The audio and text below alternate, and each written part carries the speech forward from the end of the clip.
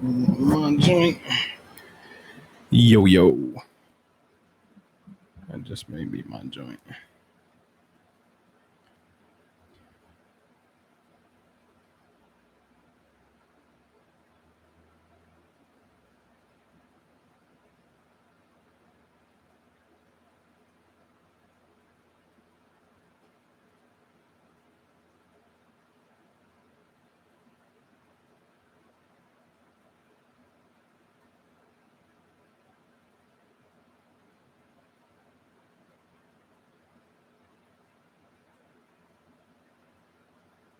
Yo, what's happening? What's happening, everybody? What's going on? Check. Mic check. 1 2 1 2 1 2. Kahari, can you hear me? In the chat.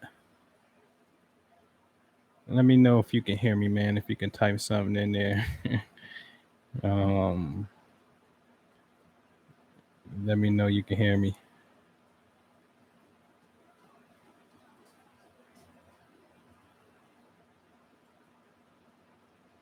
You got me. Appreciate it, man. Hey, what's happening, Asla? Hey, appreciate it. What up, King Simon? What's happening, man? All right, man. So I just wanted to have man, really quick dialogue. I titled this joint Millionaire Astrology. You know what I'm saying? So kind of just want to do some questions and answers. Anybody in the chat, of course, if you got a question on how this works, or if you know your own placement, that'd be dope, because that way I don't have to be punching stuff in, which takes up a little bit of time. So if you kind of know what some stuff is at for yourself, general questions or whatever, if you give it to me, I can definitely put an interpretation on it and whatnot. So anybody, man, you got a question? I also want to lead off with may turn my phone on Facebook Live for a second too. That procrastination is conscious self-sabotage. I'll say that again, man. Procrastination is conscious self-sabotage. You know what I'm saying? And that's dangerous.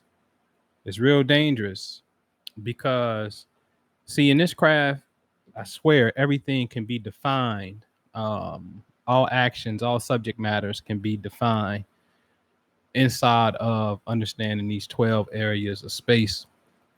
And it's real funny because the last one, Pisces, 12th house, which translates to the eastern portion of the sky. If you were born with energy in the east, it's as if some reason you have a tendency to procrastinate. Okay. And then Saturn placements, Saturn afflictions will also denote procrastination. And so now I don't need your birthday, because then I would have to punch it in. Like if you, I got to get y'all to another speed. The next speed is this: create y'all an astro.com account. It's free. And then you could look at your own chart. And then when I do these kind of segments, like Katrina, she was like, oh, I got the moon in Pisces. Bam, we can have a conversation about that. You see what I'm saying? That way it saves me time from typing it in. So you got to come a little bit prepared. And plus, you start to educate yourself about yourself, because on the left-hand side at the bottom, you're going to see the name of the planet. And then it's up to you to just say, oh, okay, that's Jupiter in Pisces. You know what I'm saying? What up, Sirius Guap Valerie? Yeah. So yeah, now you gotta you gotta put the data in there yourself and whatnot. Shannon, what's happening? All right, so put the data in there yourself and give me the specs. I don't want the birthday stuff. I just want the placement and whatnot. All right.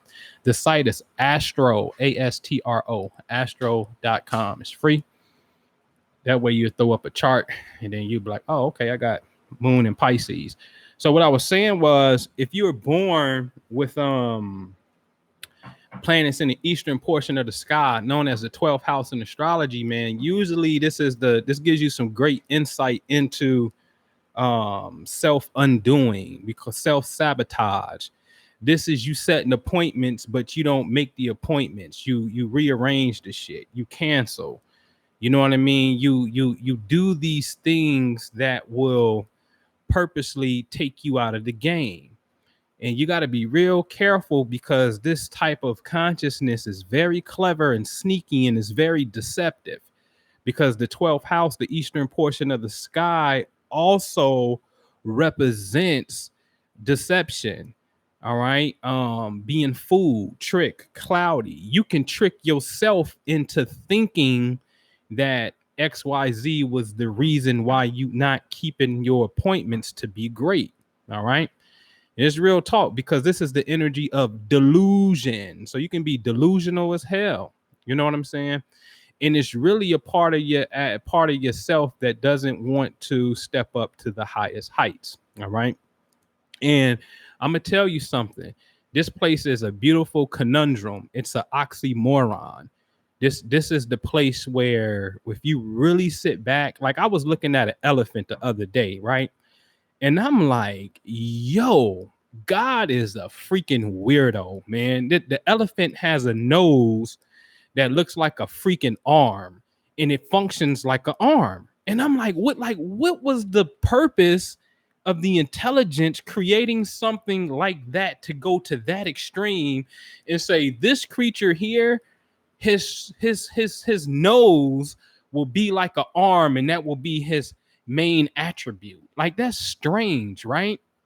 And so when you start understanding universal law, the 12th house, Pisces, although this is the highest energy on the positive side, this seals the wheel. It's done. It's a wrap right here.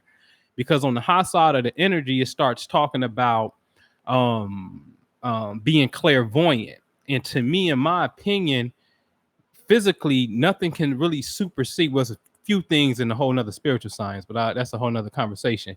To be able to perceive information about this world before the physical event gets here is some hella dope stuff, man. That's like next level, right? To be able to literally perceive something before it actually happens, and then that event happens, whether you dream it or whether you saw it in the flash through meditation, and when it plays out, where did it come from? So you have this uncanny ability to be able to perceive the future. You get to go into a state of consciousness where all consciousness exists anyway, that's beyond space and time. So when you have energy here, you have the ability to access that level of consciousness much easier than the rest and whatnot, which to a degree is the oxymoron, because it may be a little bit harder for you because it's 100% spiritual. So it's a little bit harder for you to get focused on the world of physicality, handling the earthly business. So you may be in that bubble.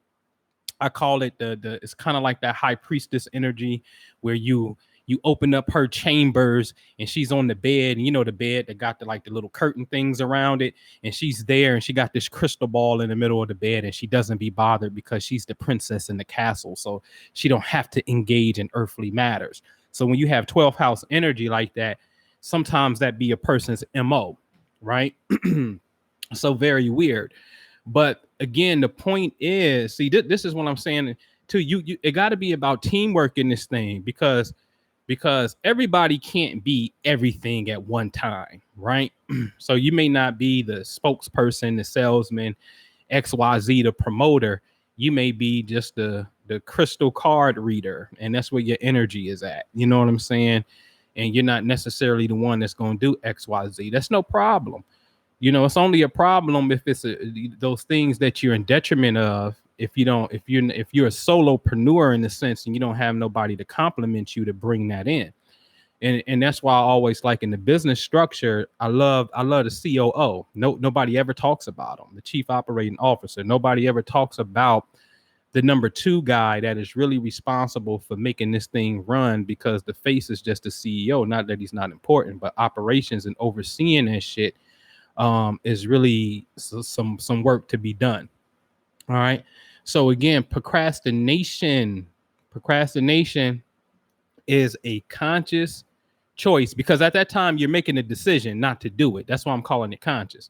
So procrastination is a conscious choice to self-sabotage yourself. Now, that part you may not be aware of that you're doing, but I'm gonna tell you, I've seen it. I can remember, even in your unconscious state, man, when you go back and you just kind of look at shit, you know what I mean, and you look at it from a, you look at it from a more mature eye, you start to, you just get to learn a lot of jewels, right? So I never forget Making of the Band season 1, and I always use this as a reference with Chopper and Fred from Miami. And when they made the band, Fred was in Miami, the little one, and he's like, "Yo, man, you supposed to be up here, man. You supposed to be in New York. Yo, we made it. Let's go." And he like, "Fuck it, man. Cut me." Click. And it messed me up, right? And I was like, "Yo, why? I don't understand it." You know what I'm saying? Until later. You know what I mean? Like, here it is. You said you wanted to make the band. You said you wanted to be in that position. You know what I'm saying? But then you would do self-sabotaging things. Even when you look at, like, for example, my partner, like, I love this dude because he crazy as shit. And it's just my opinion. And I think my opinion is pretty sharp, though. The rapper Gunplay, aka Jupiter Jack. You know what I'm saying?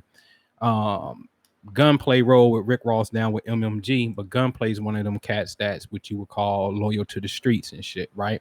But at the same time, Gunplay can recognize that he needs finances. We all can recognize that we need money and shit. But you'll see Ross handling his business and doing his thing. You would think that Gunplay would be right there every step of the way, versus being dedicated to the street so much, right? And whatnot. So I'm telling you, that behavior is very sneaky, because it's you self-sabotaging yourself from success, and we're scared to go get it. What do it take? So I put a video up today, and I'm asking, like, hey, what do it take to be a millionaire? So if I ask the people in the chat, like, yo, do you want to be a millionaire? A good chance you would say, yeah, of course, I want financial abundance. Okay, cool. Then what are we doing to get to the financial abundance? What are the habits? What are you doing? You know what I mean? Because that thing take work. So here's the thing to make it make sense in this science, because in astrology,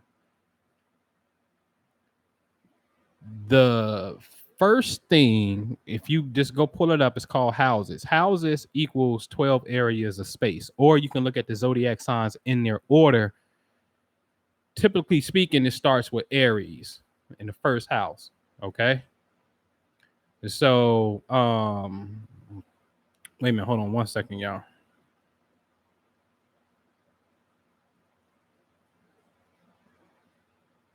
Wait a minute, hold on. All right. So it starts with Aries in the first house, right? So that's the house of self. That's self-preservation. This is your appearance. This is who's kind of like your outer shell.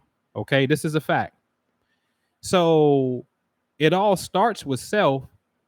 And soon as you journey outside of yourself, look at this cosmic law, and I want y'all to really question this. As soon as you journey outside of yourself, at house number 1, you'll come to house number 2. House number 2 is the house or the area space that deals with your finances and your value system. So the first thing you learn outside of yourself is really money. This is also known as the house of possessions. This is Taurus. Okay. Now, let me be clear. You don't have to have no zodiac, no planets in the sign of Taurus, but you can have planets inside of the second house. You don't have to have no planets in the second house, because there's ways that we still locate that. The constellation that is on the second house shows you what your psychology is as it pertains to money. Very important to understand. And this is why we have to know your time of birth. So let's make it clear. Today is July the 3rd. And let's say the sun is approximately 11, 12 degrees Cancer. We're in the 11th, 12th day of the Cancer season. All day today, the sun will be in front of 12 degrees Cancer all day. Well, in the morning time at sunrise, your time, the sun is in the east. And then about, let's just say 6 hours later, a few hours later, the sun is now in the south. So Cancer is in the east because the sun is in front of Cancer. This is a fact. So now what happens is 2 hours later, the sun moved a little to the right, which is the south. So what's after Cancer? Leo starts to come up. Oh, okay. So now we have the sun on Cancer, a little bit to the left is Leo. Then 2 more hours pass, the sun is in the south. So a little bit to the left is Leo, and to the left of that is Virgo.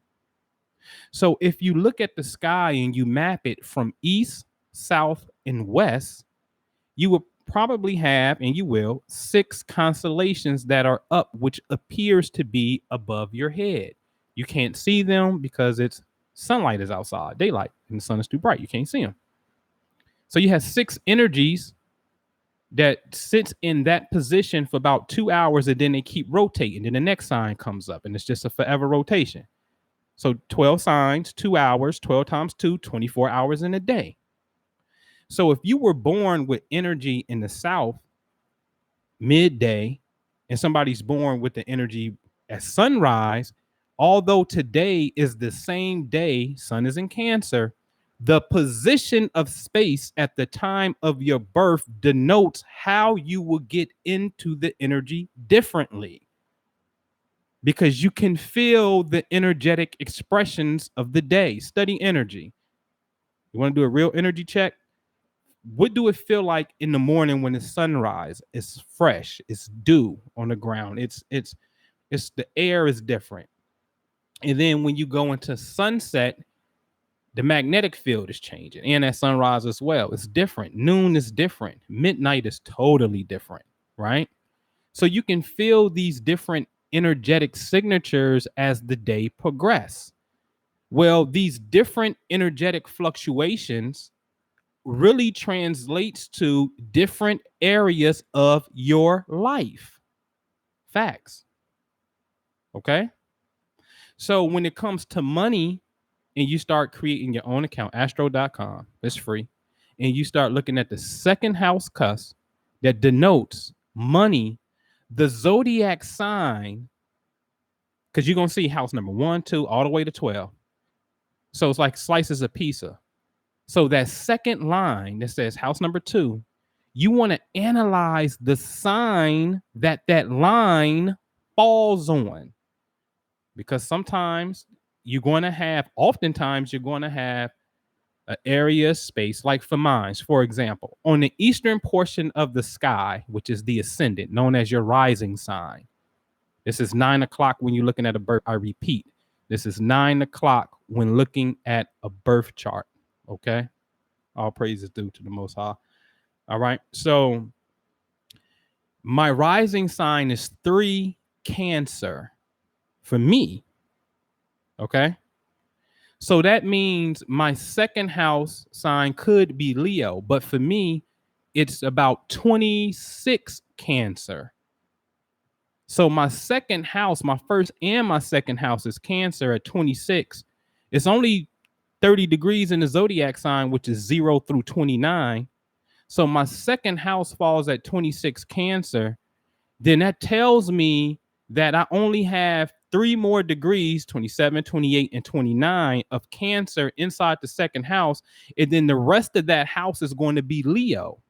So predominantly, my second house has more Leo energy, but the facts remain that line of space, if we were to take and divide 360 degrees above your head in a circle, the directions, the line of space that falls on that constellation denotes the psychology, the inner workings of how you tap into this cosmic space body of yours. Okay? So for me, Cancer becomes the ruler of my finances. So then, okay, cool. What is Cancer? Well, Cancer is ruled by the planetary position of the moon, because this is what happens, y'all. Y'all be like, okay, well, the second house, I don't have nothing there. Oh, yes, you do, even when you don't. Because the zodiac sign, Cancer, has an ambassador. It has a god or a goddess that rules it, i.e., a planet. Remember, this is why I love the Greek. The Greek mythology and the Roman mythology, they personalize the planets to make them feel as if they were personifications, which is easier for you to assimilate into your consciousness when you can see it as a person in activity. So the second house, or the moon, for me, Cancer, Cancer's ruled by the moon. The moon is feminine. That's Diana, the moon goddess, dirty Diana, and I'm a moonwalk on you. That's that. So now the position of the moon, wherever that may be, because it had to be somewhere in the sky. Just because it wasn't right there in the second house doesn't mean that it wasn't way over here in the eighth house, which it really was for me, total opposite when I was born. So when I was born, the moon was a little to the right of the sun. You couldn't see it because it was close to the sun. It's born in the dark moon phase. You can't see it because it's to the right of the sun. The sun is too bright, so you can't see the moon.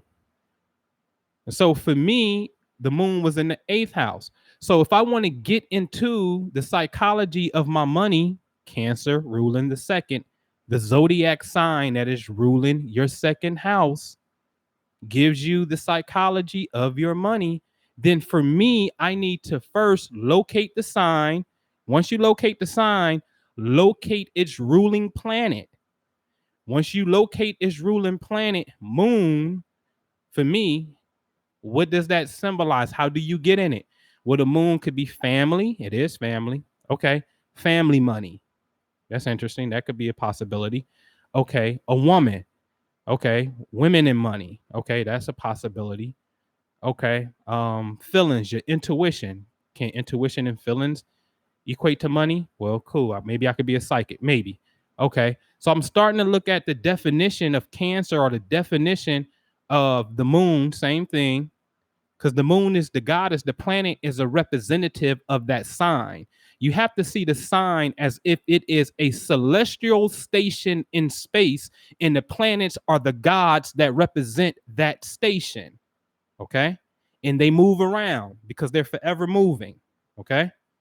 Now, the moon for me is in the eighth house in Aquarius. The eighth house happens to be the house of joint finances, sharing resources. It happens to be the house of sexuality. In my unconscious state,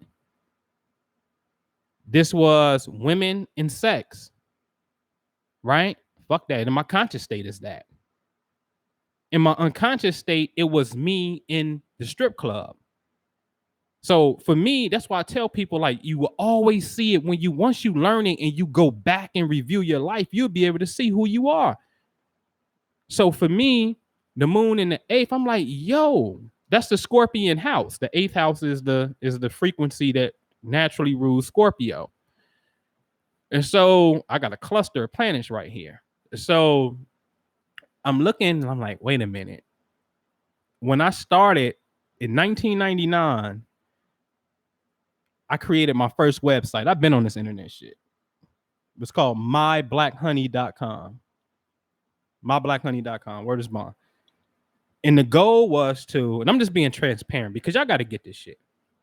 So the goal was to show women masturbating. Okay. Because I wanted to show the art of female orgasm. That was some information as a man that I wasn't privy to. The first time I learned that a woman can even do that will be my ninth grade year, freshman. It sounds stupid. Why would she be able to do that when you think that orgasm is from a man and you think ejaculation produces a baby? So why would she even be able to do that? It made no sense. You see what I'm saying? Because we wasn't educated. So in my unconscious state, right? So prepped by my father. I always have to kind of, but I picked him, so I can't blame him. I picked him. So in my unconscious state, I was on the other side of the ledger. I was able to manage strip clubs. I wasn't a customer. I literally was on the inside. I was able to have clean business, and we called it Scorpion Entertainment. I didn't know shit about no zodiac, nothing. Unbeknownst to me, not consciously. So the position of my moon, women, sex, eighth house, other people's money, people were paying me to come into the club. You see? So even when you're not conscious, you're playing out one of your options that you have. The planet's position in space just simply represent options that you have. Depending upon its energy, and it's in what we would call, because when you start looking at your chart, you're gonna see all these lines, and don't get confused by that. Don't even. That's why I like Astro. For right now, just understand this: the blue lines are considered more congruent and more easy for you to understand. It's good vibes between this planet communicating to this planet. When it's red lines, this planet and this planet is beefing with one another, is how you got to see it. That's where the tension shows up in your life. Okay.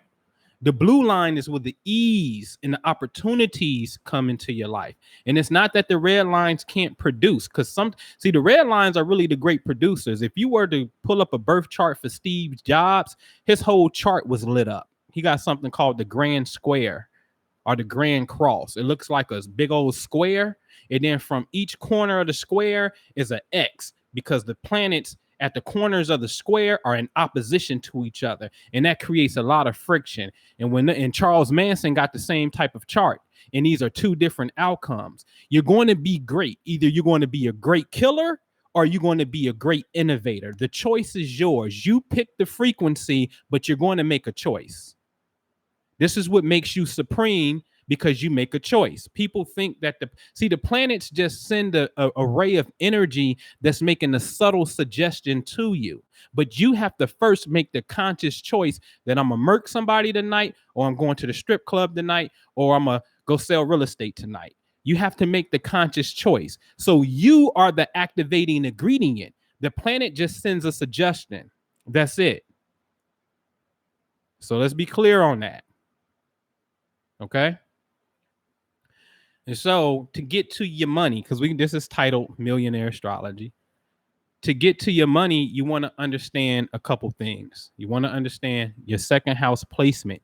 That is going to give you direct insight into how you view money, period, across the board, where your values are at. Okay. Very important to understand that. All right. So the moon in Scorpio, right? So then King Simon's like, look, I got the moon in Scorpio in the 8th house. And then Simon was a part of the swingers club and shit, right? And so it plays itself out. My dad, he don't know. He got a Scorpio moon. The one of the earlier and probably biggest porn stars is Vanessa Del Rio, right?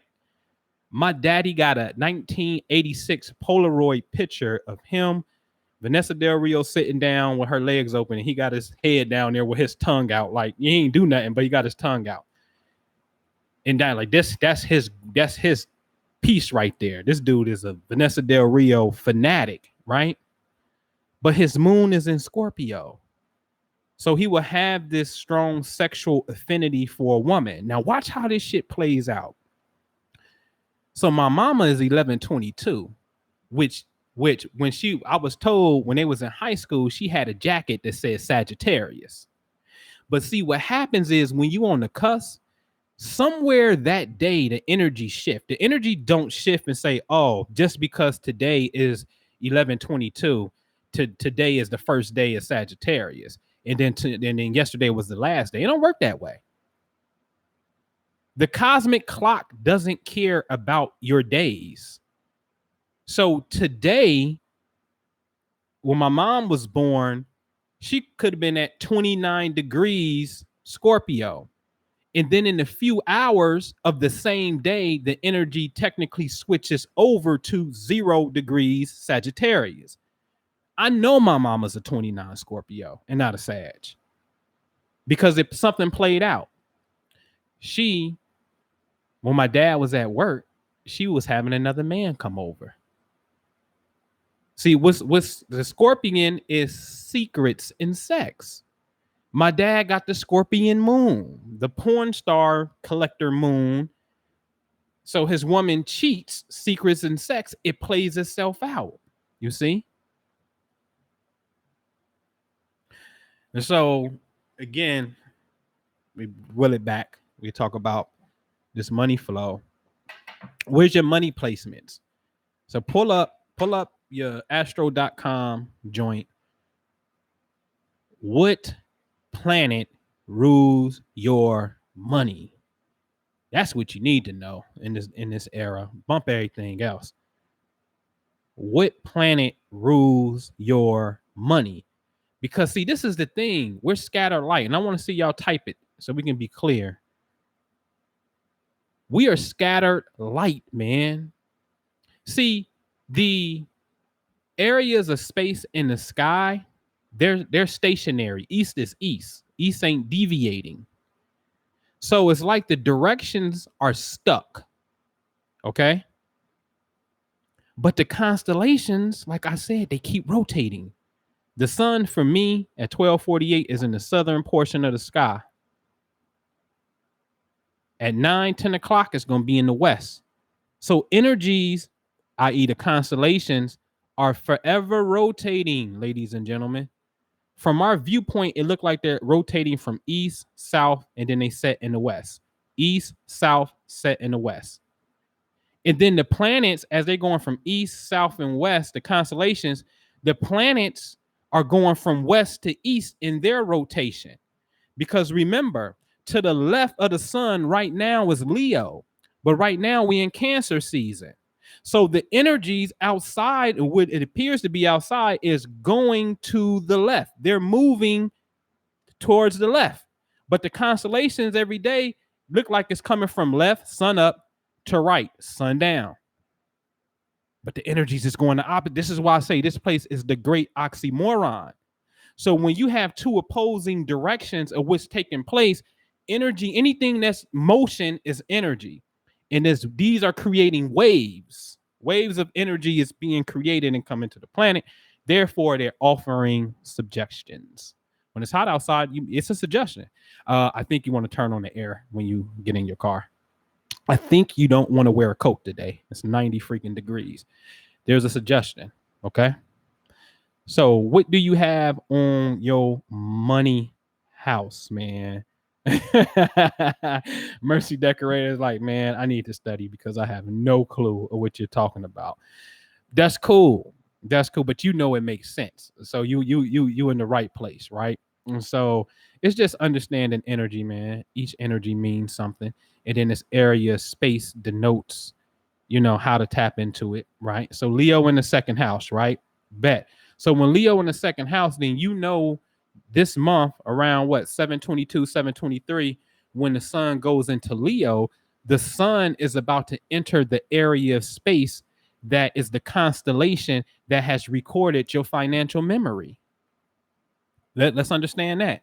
Space is intelligent. It has a memory of who you are. So when y'all see these videos on here under the playlist, celebrity news and death, and I'm showing how, XX Extension got the sun right here. It looked like it was in Capricorn. But soon as Mars got right here, the planet that deals with death and gunshots and burglary, he gets burglarized and they shoot him and kill him. But guess what? The sun wasn't there on the day that he died. So that means that space has a memory of where the planets were when you were at. I'm telling you. I'll give you a case study. I was working on a thesis called Cosmic DNA, the language of the universe. Pull up your parents' chart, pull up your chart, pull up your kids' chart. And even if you don't notice, just start seeing if you see any common denominators, because all this shit is about symbols. The sun is a circle with a circle, and it's in front of this sign right here that look like a 6-9, which is Cancer. Then you look at your kid's chart and say, oh, well, wow, they have something right here at Cancer. Oh, wow, I got this big blue triangle in my chart called the Grand Fire Trine, because these 3 planets are in fire signs, and it forms this big blue triangle in my chart. But when I look at my mama chart, she has a big blue triangle. When I look at my first son's chart, no, it was my even children. My second son chart, he has it. Then my third son don't get it. And then my daughter, my fourth child, they get it. So my even number children pick up this same celestial vibe in design that I have, that my mom has. So now we can get into a whole nother thing, because what happens as parents when your child takes on the cosmic energetic signature that mirrors the parent? And let's just say the parents are both decent, great parents, and the parents happen to split up. Who should the kid go with? Just a question. Just a question. Okay? Because we start carrying energetic signatures. And so then in relationships, when our energies merge, sometimes the merger of the relationship's chart itself starts to produce a mirror of one of the two people. So what happens when me and her energy merge, and yet the merger shows my energy? It don't necessarily shows hers like that. Then that technically tells me that, okay, then I will be the head of the household on the energetic level. What happens when the energy merge and the other party is the head of the household, but yet physically they're not technically what we would call the head of the household? That can produce a problem, because energetically that person is supposed to lead, but they're not leading. So you can get into all kind of dynamics in this thing. So I was talking about how we're scattered light because these constellations keep changing. They keep rotating. So the universal player of money is supposed to be Venus and Taurus. But Venus wasn't in Taurus when majority of us were born.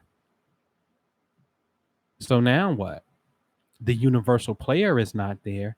And now for me, the moon starts to pick up that responsibility, because that constellation was right there on the Taurus position of the sky. So now the moon takes on that responsibility.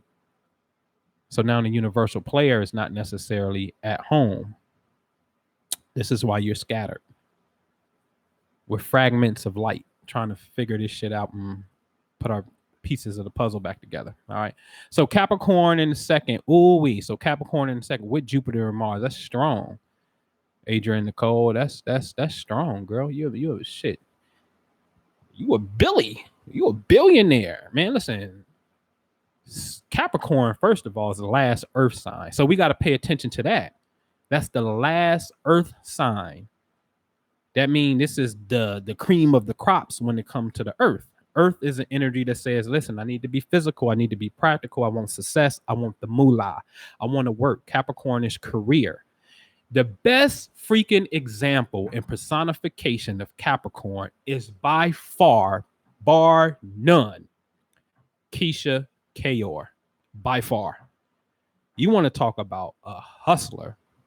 You want to talk about somebody who still, to this day, is grinding at the Bonner Brothers conventions when she's clearly a millionaire and don't have to do that. And she can play housewife if she wanted to. Shit. It's Capricorn.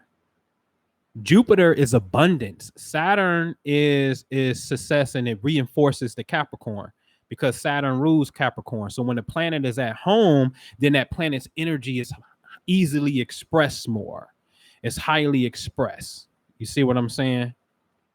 And so it's called what? It's dignified. It's strong. Now here's the key though, because Saturn and Jupiter are in the mythology. This is the clash of the Titans. Zeus, Jupiter overthrows Kronos. Jupiter is about the expansion, and Saturn's energy is more constrictive. So in their principles, they're oxymorons, and they really don't. They're opposites. This is why it's a clash. So your expansion may not come as fast as you like because of the Saturn energy. But Saturn says, listen, I just want you to take your time and do it right. We gonna get it, right? That's that. So it becomes very successful because Saturn's energy is success. Jay-Z and Puff Daddy, I keep saying it, 69 is born with Saturn in Taurus. So don't tell me that that's a poverty marker. That shit represents the, how can that be poverty when Saturn rules Capricorn and Capricorn is the last earth sign and Taurus is an earth sign? So when you look into Puff and Jay-Z and even Dame Dash for that matter, they're all about the same era, billionaires and millionaires. All right. Scorpio in the second with Saturn and Venus. All right. So your whole chart is reversed right here, which is cool. So Scorpio, now you get into money when it involves other people. Scorpio to a degree is like investments, insurance policies, estates, things like that. It's other people's money. So being involved with groups and making sure that you investment clubs type of thing, sexual arts too for money. Um, Scorpio's deep. It's one of the most versatile signs there is. It's a lot of energy that's over there. You can be a fucking private detective. You can be a surgeon. You can be a healer. You know what I mean? It's the coroner, the one who performs a freaking autopsy on a dead person and figure it out. Like, who does that? How, like, the person is dead and you're going to dissect the person and be able to tell how they died. That's a whole nother level of science. That's scorpionic. You see what I'm saying?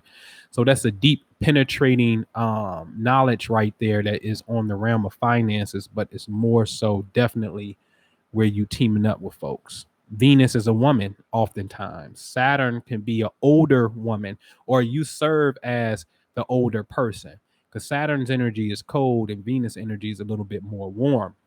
And so you could be attracted to older women in money, or you gonna serve as the sugar daddy because Saturn's the old man. You see what I'm saying? So if Saturn is the old man and it's in the sign of money and Venus is females, then you the older guy that's like the sugar daddy and shit. You know what I'm saying? So that definitely could play out that way. You know what I mean? All right. So you determine, Roger, it's based off your time of birth. All right. So you can go to astro.com, throw in the birthday, throw in your time of birth. You're looking at where it says AC. This is the 9 o'clock position on the chart. It's going to say AC, which means ascendant, which means ascend means to rise. And it's talking about what sign was rising in the east when you were born, because that starts to lay the formula for everybody else to get in order. So the next sign behind that is Leo. So Leo probably will be on the second, then Virgo on the third, and then so forth and so forth and so forth. It starts to lay itself out. All right.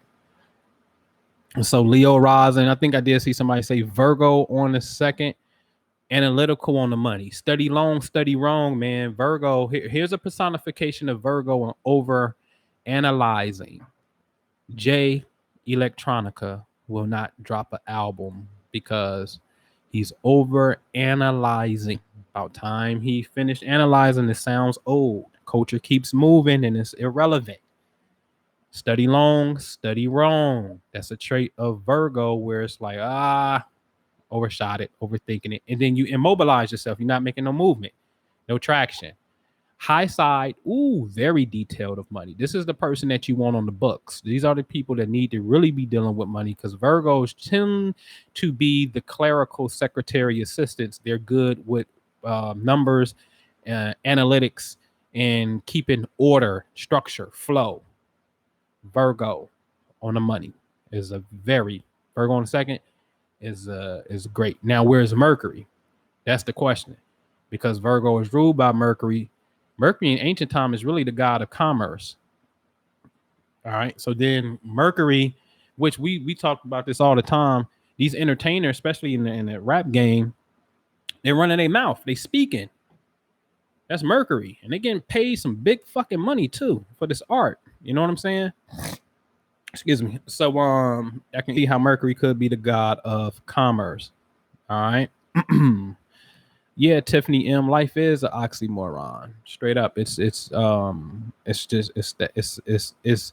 God's sense of humor that produces it that way. All right. So Aries on the second. All right. Aries on the second, Terrence, is Shit, man, that's sports and money. That's martial money. That's military type money. That's martial arts type of money. That's being a pioneer. Aries ain't scared. I always say that when God created the world, all the constellations was afraid to go first, and Aries said, "Bump it, I'll go first. I'll jump. I get it started." And then everybody else follows suit after Aries wasn't afraid to be keyword pioneer.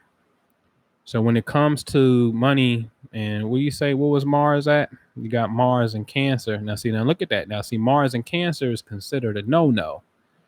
Mars and Cancer is considered to be a little bit out of pocket, but I like it because I think it waters down the negative aggression that energy carries oftentimes. But if you got Mars and Cancer in the eighth house, see, this tells me that your mother, Cancer, mommy, eighth house, death, your mom could possibly leave you an inheritance. Eighth house is inheritance. You see what I'm saying? So that's a possibility that you can inherit money. All right. But also Mars and Cancer in the eighth denotes that you need to go hard. Something about family, who you consider family as well. Family is whoever is on family vibes and whatnot.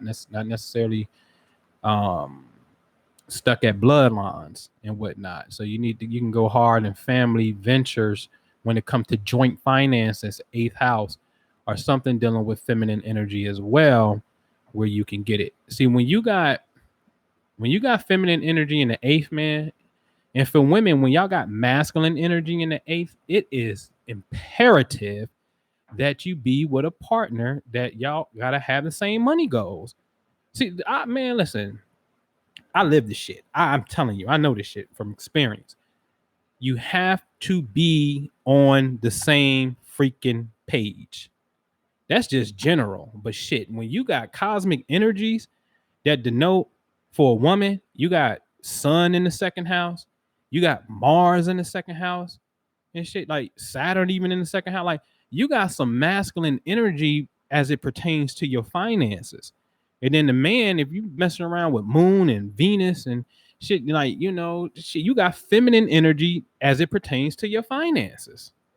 So what your partnerships look like, because that's paramount. You see what I'm saying? So again, you don't have to have a planet there in the second, but you got a sign there that rules it, and then you got to go find that planet, because that planet is like, wait, I'm over here. See, the planet is the landlord. The landlord don't have to live in his sign. Very rarely are some of us born with planets that are in the sign that they're supposed to be in. The planets keep moving. They're out shopping while you're at when you were born. So while you're born, they out moving around, coalescing with they in somebody else's quote unquote sign, somebody else's house. And sometimes that's a conflict that pops up. You see red lines in the chart. One planet is mad at another planet. It's a friction that's taking place in the sky, but it's only a mirror of some things that are taking place inside of your own inner being. Yeah. Oh, yeah. Yeah. No romance, no finance. You ain't lying. Moon, Mars, Venus in the second. Ooh, wee. That's nice. Them are personal. Moon is a woman. Venus is a woman. Mars is a passionate masculine energy.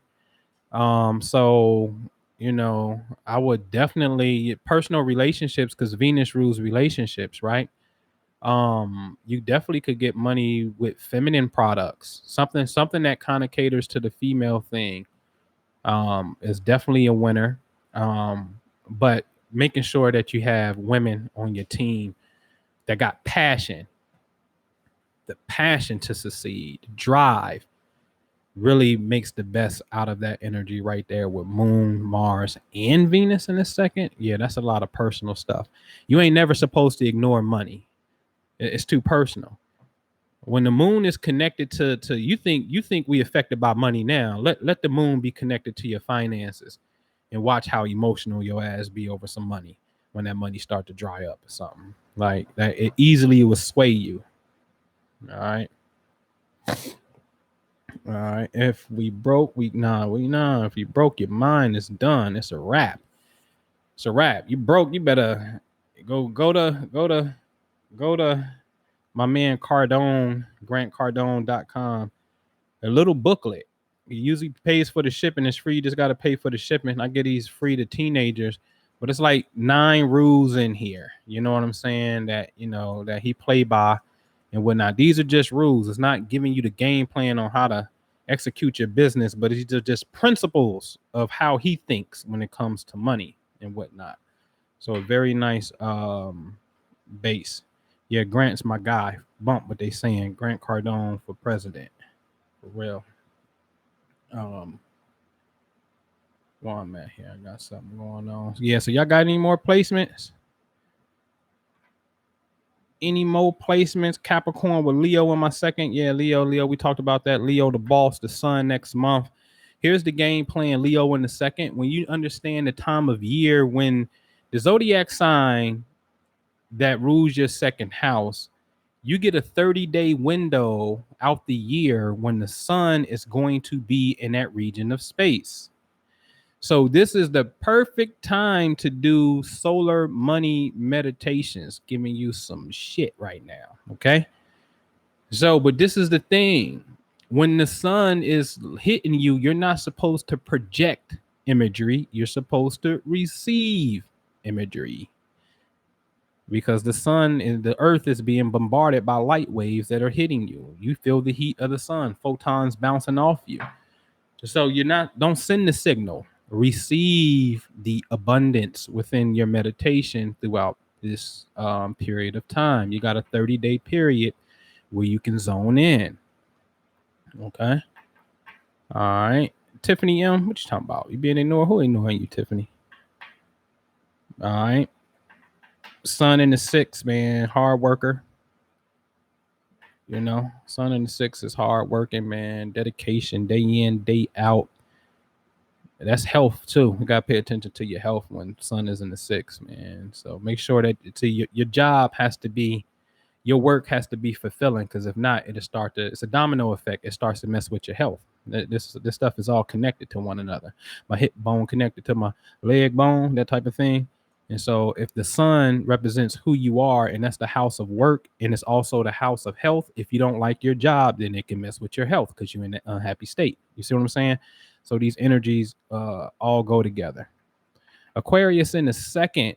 Aquarius in the second gives way to some crazy inventor, radical thinker, the genius of the zodiac. I got my Aquarius shirt on today. The genius of the zodiac, the scientist of the zodiac, weird ways of making money. Be careful here if it's Uranus based, because Uranus is to a degree unstable. He's a volcano.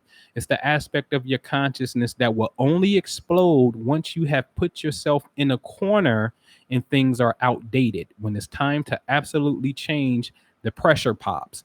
Don't put yourself in that position. Make the changes before the pressure forces you to change. Other words, Uranus rules sudden accidents. You don't want to force yourself unconsciously creating an accident because you won't change your job that you say you hate going to. I've seen this happen in people's lives before. You're complaining about it. You send the signal out. You won't consciously change it. But okay, accident time. Now this should do it. Okay. So Aquarius here, because Saturn is a co-ruler of Aquarius, then it's like, oh shit, as long as you're doing humanitarian efforts, your money got something to do with the groups and people and humanity and even technology. Aquarius on the second, you can potentially develop the next blazing app. Being a part of technology and money is a plus for you. So you probably the next new crypto designer or something. So things like that will help you get with money. Groups of people, Aquarius is friends. So you should always be around social gatherings and groups and friends of people that are on a higher financial totem pole than you in the area that you desire to be in. That goes for everybody, period, when you want to climb the ladder to success. But when you got Aquarius on the second, it is mandatory. Okay. Where Tiffany at? I want to make sure I ain't ignoring her. All right.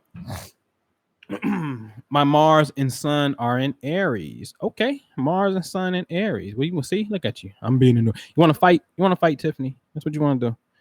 Mars and Sun and Aries is two masculine energies. Very. This is highly energetic. You know that the shit. That's that workout energy. That's that kind of energy that's like, so yes, sir. Like that's boot camp. Like wake up early. Let's go sweat before you even go make your money. That's the kind of energy that you would have to have typically. And I'm just generalizing because we have to see it in totality. Okay. Because I'm not seeing it in totality. I'm just giving you the general flow of what that usually would mean. And so, like Jay-Z and Beyonce, technically they wouldn't necessarily get along, Virgo to Sag, two total oxymorons. This is a square. One is fire and the other is earth, more analytical. But when you're born with Venus in this one location, and then your spouse has the moon in this location, and then it's vice versa when the other one was born with Venus in the location, and then you have the moon in that location, and both of y'all were born. His Venus is where her moon was when he was born, and then her Venus is where his moon was when you both have that double swapping of energy. We can start to override that other general law that says Virgo and Sagittarius don't get along because both of you have Venus and the moon with two times, right, in this location, the exact same area of space when you were born. So I'm just giving you a general flow. Okay. So now Aries, Sun, and Mars in there, you got to be careful though, because Mars likes to fight, and that's masculine energy. So if they're close together, then you would have to be careful for domestic violence. All right, so be careful how you engage in combative. When you combat and shit in relationships, that happens, assuming that and it don't necessarily have to be a man. Definitely could if you're in a heterosexual relationship, then for sure. But even if it's same sex, energy is energy. Usually there's a masculine principle at work in creation, period. Okay, don't matter the gender. All right. So but I would advise you to really use that energy and work out before you get up. Let's go sweat. Let's go conquer the world. That's a yang energy. Yang energy needs to physically be exhausted. Let's go.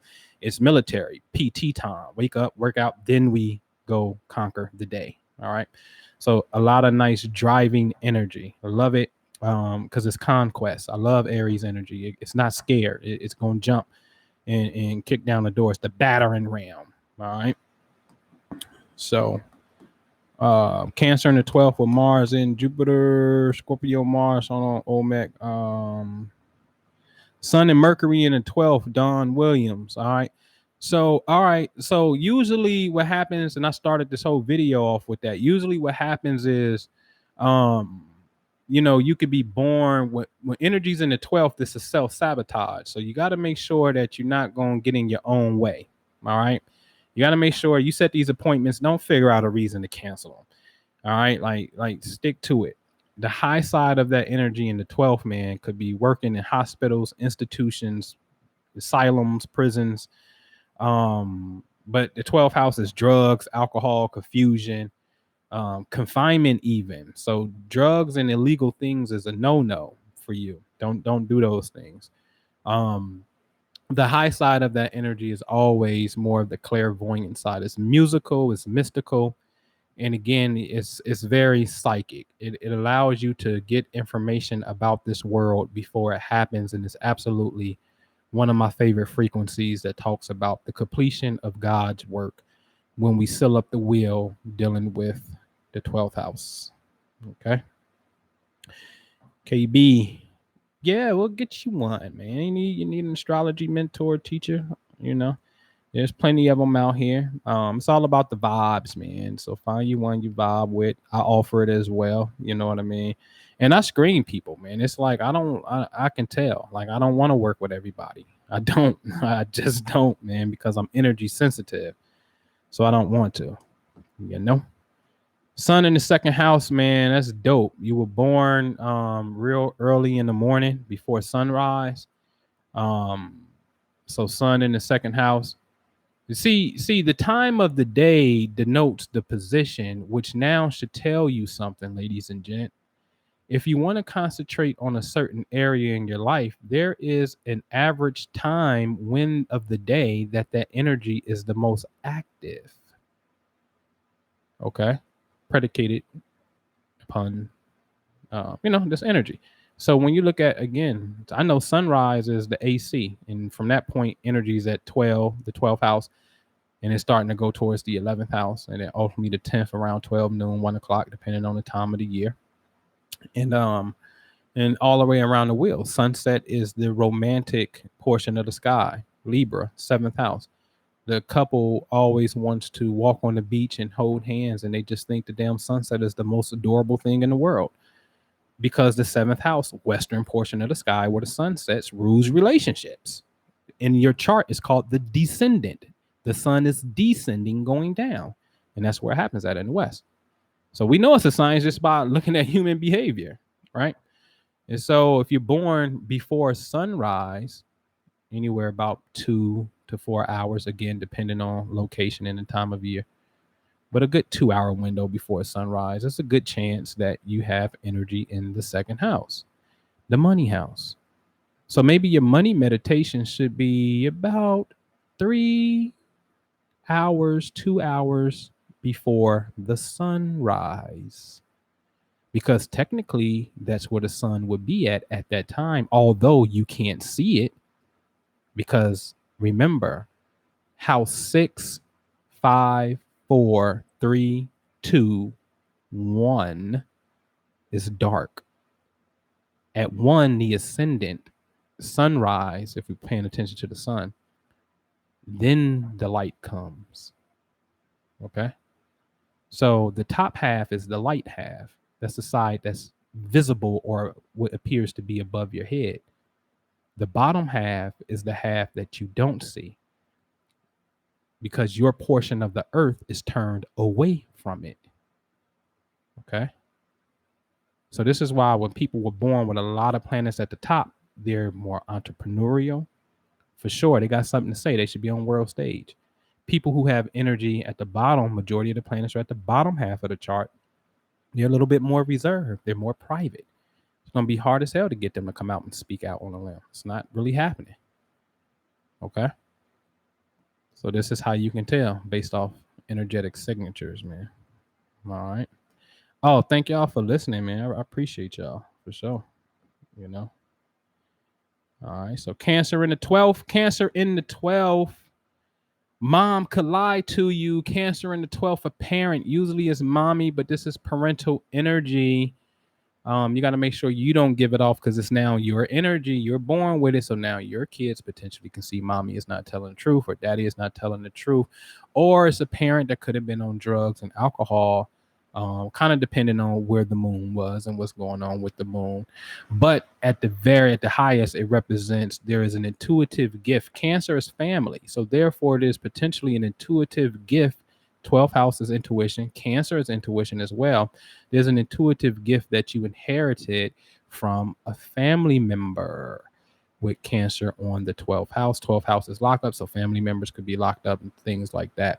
But it really represents spiritual family too. So again, if it's not in your lineage per se, but it probably is, also be very open to the idea of having spiritual family. Spiritual family does not have to be physical family. Y'all got to understand something. Physical family, you cannot sexually reproduce with them unless you're in West Virginia and that's your thing, because energetically you don't mix, rightfully so. So if you can't even reproduce with them, then sometimes that karmic bond is too strong and it repels. So you become like a reptile. Reptiles don't know nothing. Get out the egg, get out the way. Because if I'm still here, about time that parent comes back, I could be dead. It'll eat me. Reptiles get ghost. I'm out. I have no time to suckle. I don't suckle. I'm out. Thank you for reproducing me. I'm out of here. And I'm on my own. So the family energy to a degree is reptilian, meaning you just repel. Some family members over course of evolution and temperaments, they bond, like King Simon and his son got business together. So there's more of a higher evolution in it. For sure, that happens without a shadow of a doubt, because it's all about individual consciousness. Okay. All right. Aries on your sixth house. Yeah, so that's day-to-day work. Oh, so you a health nut then, Tiffany. Shit, you Aries on the sixth house and you got what was it, Sun and Mars? Shit, you should be having training programs for sale. Do you? You should be doing like 28-day boot camps, 21-day boot camps and shit, nutrition and all that good stuff. You probably got a six-pack. Do you got a six-pack, Tiffany? Tell the truth. You got a six-pack. You should be getting it. Beauty and fitness will be your lane right there. Right there. So what else y'all got for me, man? So y'all know I got this class coming up on Sunday, right? Gwendolyn, but run it yourself and tell me what you got, because I don't have time to punch it in. So I got this class coming up on Sunday. This Sunday at 2 p.m. It's gonna last about 4 to 6 weeks. It's called the Millionaire Math Deal Analyzer Study Group. I should have printed it, but watch this video that I just put up before this one. And I'm going to show you how I got access to $93,000 on one of these properties that I'm flipping. Got a profit margin on that one if I would have took that deal, but I paid for the deal, so my profit margins is much bigger. But this deal definitely is going to break over 40,000. And so I want to introduce y'all into real estate. Y'all got to understand the mystical science and all this other shit are jobs and shit. That's cool. But I want to be real clear. What are you doing about your paper? What you doing about your money? That's a physical thing that you got to study. Okay. And for years, me personally, I have abandoned the science of finances. Reason why it's a science, as I said earlier, is the first thing you're supposed to learn outside of yourself is about your possessions. Look at a baby.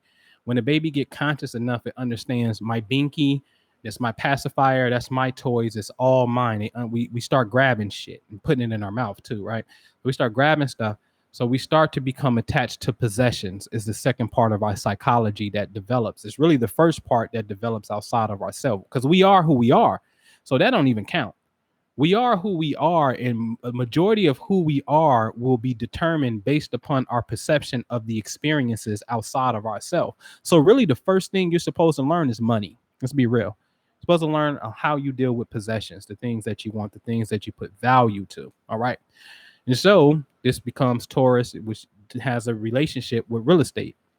And so, man, listen, this Millionaire Deal Analyzer Group is going to show you how to analyze apartment deals starting at 100,000, 2, 3, 4, 500,000. Show you how to structure the deal just so you can understand cash flow.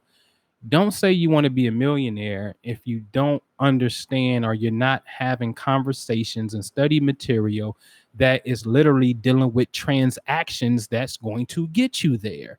How you gonna make it happen? Stop living in this abstract shit. And what happens is, I'm telling you, you get into this kind of information and you become lazy, because it happened to me. That's how I know.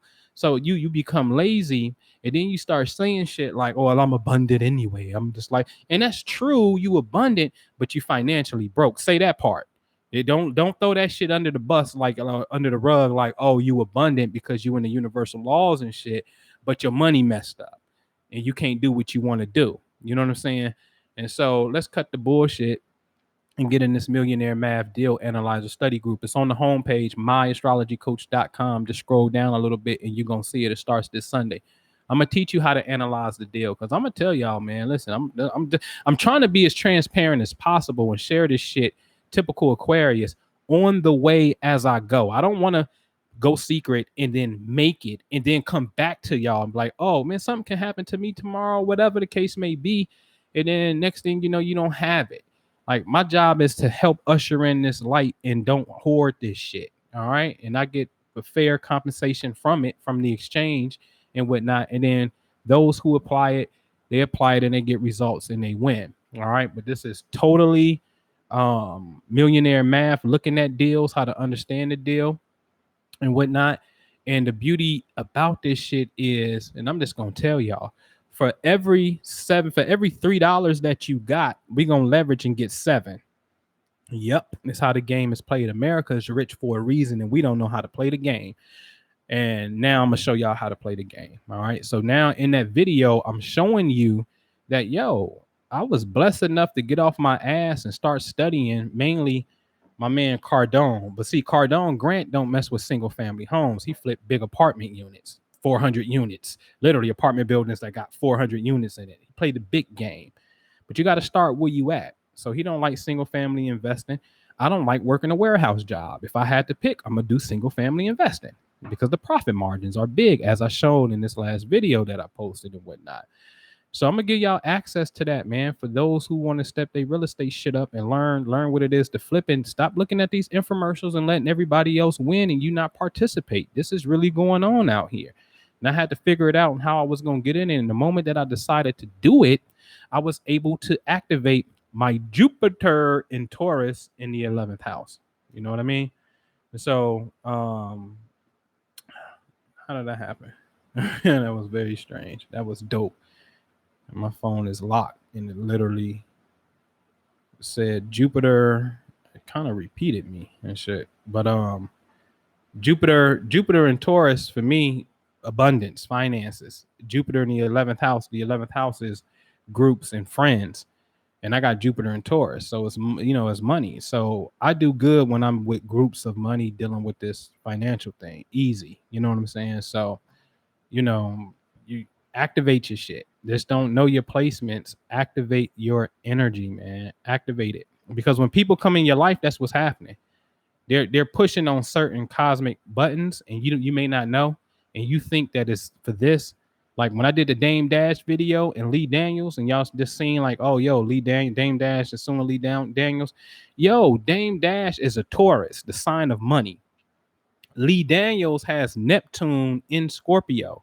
A key word for Neptune is deception. Taurus to Scorpio is opposition. Opposition oftentimes represents a conflict. So when you have a conflict that deals with money and deception, and then Lee Daniels have Neptune, the planet of deception, in Scorpio, which deals with other people's money. So let's look at this. The planet of deception of other people's money is in direct conflict, opposition to Dame Dash, who he is as a person and what he values as a Taurus in money. Should you lend this person money? Fuck no. No.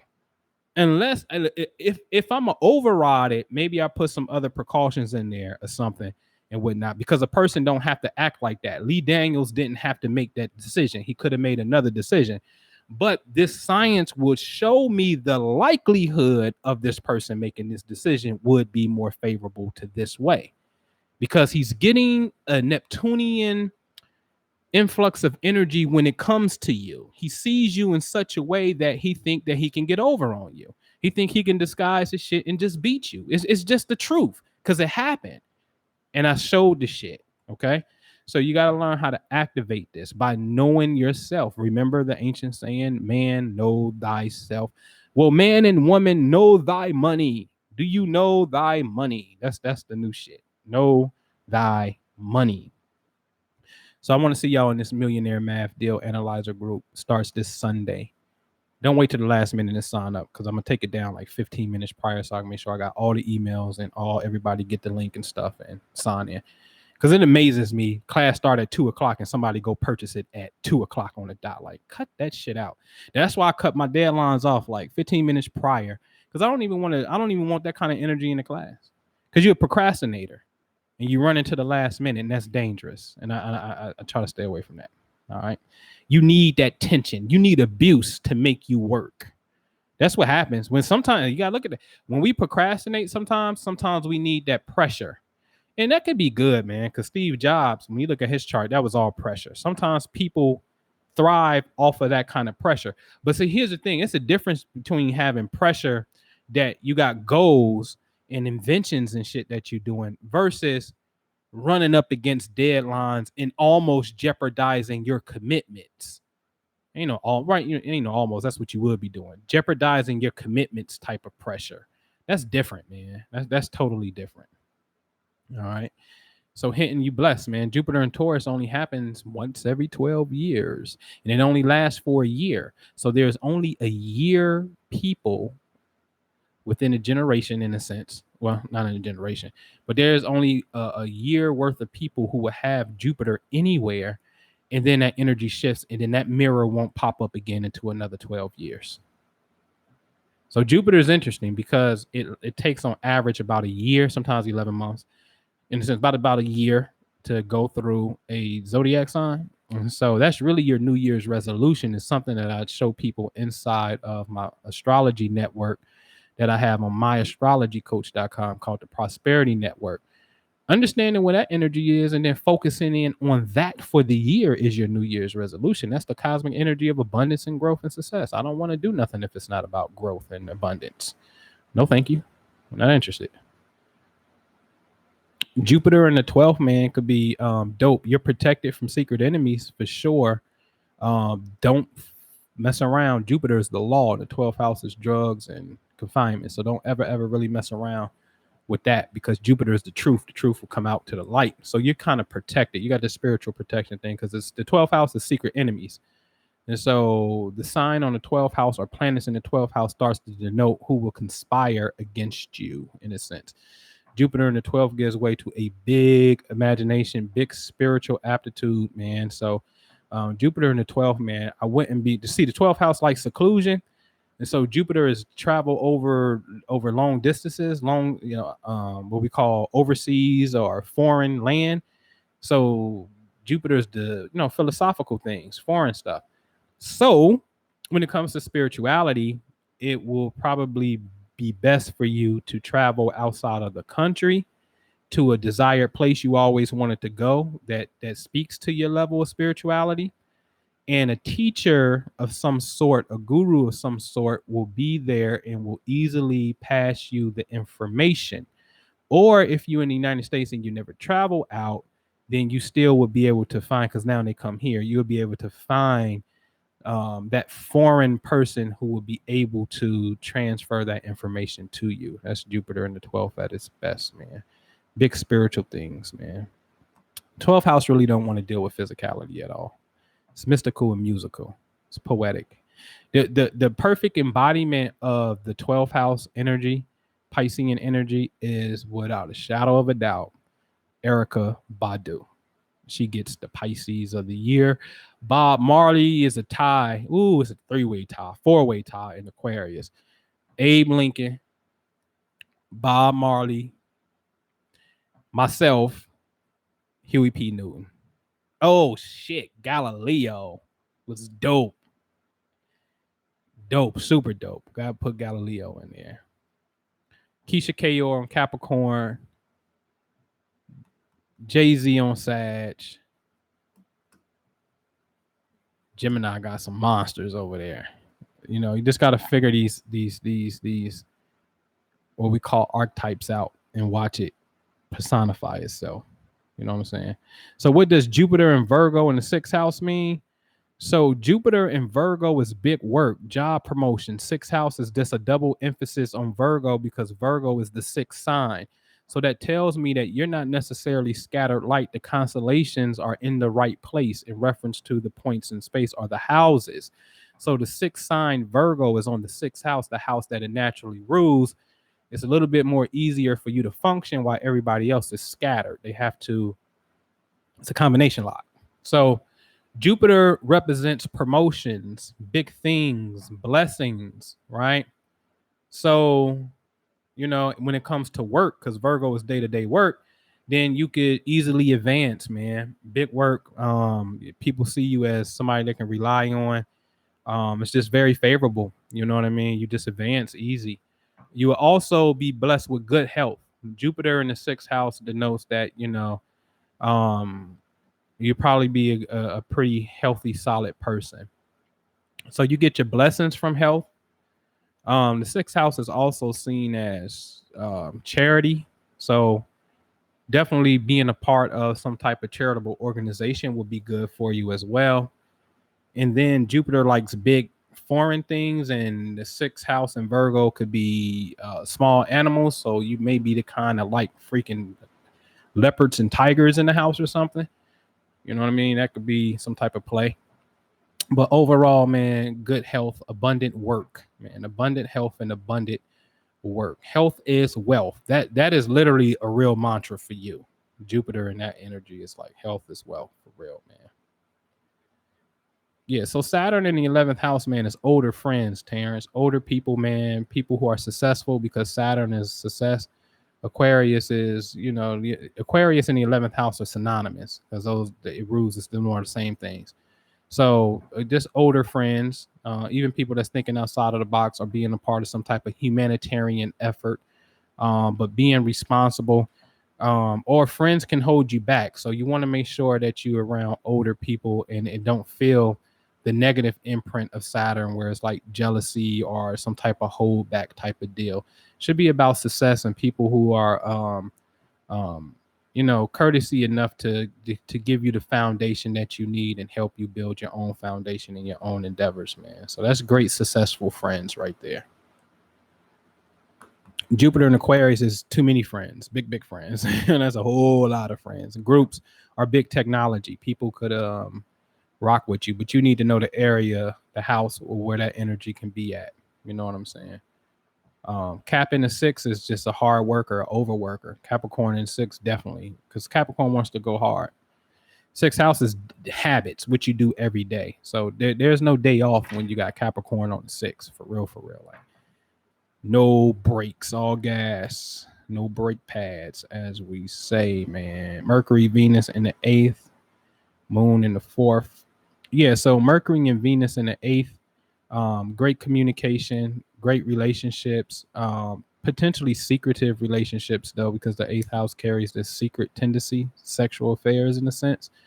Or sometimes the eighth energy goes stone cold turkey, it goes celibate, no sex at all, man. It's a deep house. But Mercury and Venus, what I really like about it is because Venus is partnership and the eighth house is joint money. This is where you share your money. So your mind, Mercury, and communication, Mercury should be with a partner, Venus, that's about sharing resources, eighth house. Boom, boom, boom, bada bing. Just like that, man. That's one of my favorite attributes when dealing with relationships. How can you get into partnerships that's about having the same joint values? Moon in the fourth house, man, there's a woman, probably your mother, or definitely someone in your lineage who has passed over, that watches over you, that has like this psychic guardian protection over you. You need to probably go find out who this woman was, who was probably psychic or a little bit more spiritual in your family. When I don't deny the gift, a name will pop up to me, but you need to go, perhaps like a Mother Teresa or some sense. I don't know, but go look, man. Go look in your family lineage for this woman who's a little bit more spiritually inclined than the rest, sort of like a great grandmother type of thing. I don't have that placement, but I'm Cancer rising and my moon is in a very psychic position. And when my great grandmother passed, my mom's grandmother passed, she requested that I come in the room and she asked that I see the exiting white light that appears when people are about to go to the other side. And I saw it. And she told my mother that I was special and she'll watch over me. So my very first astrology class that I taught, like in '07, after I only had room for like 10 people because we had to sit in my little storefront in the basement type of deal. Used to be a doctor's office, and then I converted it over to a little meet and greet space. My first class was like 10 people, and I ended up having 12. I was a little overload. And I never forget, I was so freaking excited. I taught my first astrology class and shit. People even drove down from New York. And when they left, I had this picture of Ampu. It's on my blog talk radio. We see Anubis with the in front of the moon. And I said, Grandma, if you real, make that picture fall down. And that picture came down. I mean, it was behind me. I'm like, Grandma, if you with me, make that picture fall down. And I swear to God, I'm not bull crapping. The picture came down. So when you have certain energies, moon in the fourth house, sun in the fourth house, anything in the fourth house, but it starts to denote that there's some family spiritual gifts that were given to you. And I only talk to those people and tell them about ancestral, because I don't think everybody should be in ancestral worship like that. One, they was dumb as hell when they was here, like Bobby said, so they still dumb. Just because they leave, don't think they ass is still smart. They ass is probably even more dumber because they was scared at the time of their damn death. So don't think that you're getting anything special out they dumb ass. That's just some of them, okay? Now, there's some that are a little bit more evolved based off their state of consciousness where they at. But my point is, when you have energy that suggests that you can get into this thing, ancestral worship, then I say something about it, like, oh, you know what, you'd be pretty dope if you did that, man. You know, you probably get some type of communication. All right. Anubis 456, you got to pull up the specs yourself, and I answer the question if I see it. You know, you got to tell me. You know what I mean? Like, oh man, I see I got Virgo right here. You know what I mean? Or this planet right here. Because I'm not pulling it up. I'm just freestyling based off what people were selling me, man. So Scorpio on the 4th house. Wow.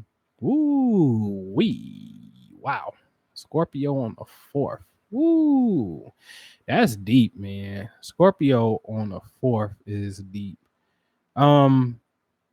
Real estate supposed to be in, because Scorpio is joint finances. The 4th house is home, so it's something dealing with finances and home. The parent too, because the 4th house usually is mommy, but it's parent, so it's parental control. Scorpio is known for control, power struggles, manipulation.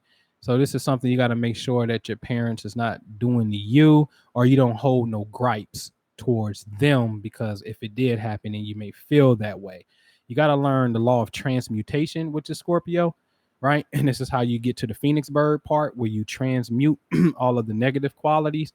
So here, these things have to be done with family members or issues surrounding family members. But I see that generally as a great investor in real estate. And then since Scorpio is sex, and then you're dealing with parents, then, you know, depending on other things and whatnot, then it can get parents can make sexual passes at you. I just got to keep it a buck. And listen, let me tell y'all something, man. You know, it's a sensitive subject matter when we talk about abuse and shit. You know, children abuse, sexual abuse and shit, and rightfully so. You know, rightfully so. You know, but the truth of the matter is, and I'm just only gonna pose it as a question, and I'm not gonna even get into it. But here's the thing, ladies and gents, this is the hardcore truth. The truth is, I can look at your chart. I don't care if I'm looking at it when you're 40 years old and I tell you about experience that you had when you was 7 years old. The question is, if I was looking when you was born, or if your parents came to me before you were born, it don't matter when I look. I can see what I see. Energy is energy. So here's the question. If you were born with the energy of any experience that is likely to manifest, and then the experience manifests itself, where is the signal coming from? That's a tough pill to swallow, and we don't want to deal with that. But I'm an Aquarius, and I'll deal with it, because we have to evolve. Your cells have signals, and that's the real cell signal. All right. And so we got to learn how to get into the, and see, this is where the certain practices of your choices that we make, being happy, choosing not to store bad experiences as bad and radiate certain energy.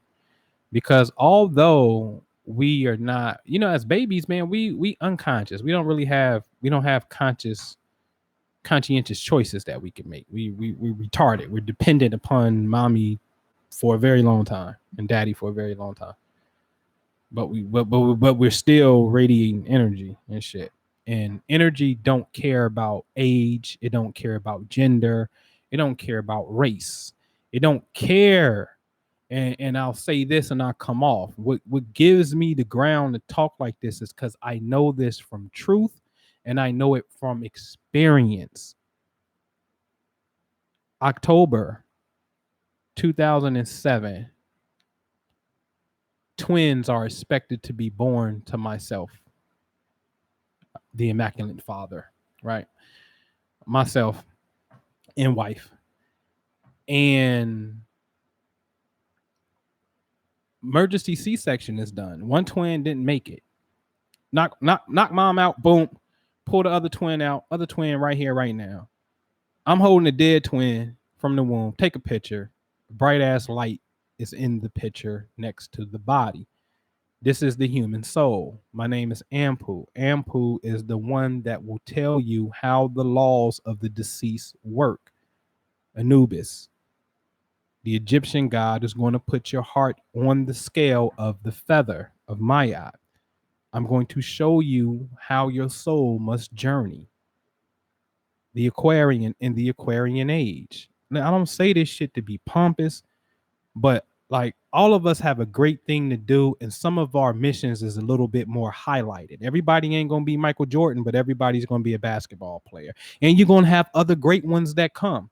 And you go through books of prophets, and you're gonna have great ones, and you got major ones, and you got minor ones, and it's not taking nothing away from anybody. It's just what is your specialty. That's all. Be the best at your specialty. That's it. And so I'm coming from a place of holding a dead daughter in the light of a human soul. And if y'all been rocking with me for a minute, I can show you pictures and have shown pictures and PowerPoint presentations that the twin that's right here will take a picture. And if you take a picture, her head will be gone. It'll be totally transparent and disappeared, as if you need to pay attention to like her face. Why her face? Or it'll be two heads in the picture.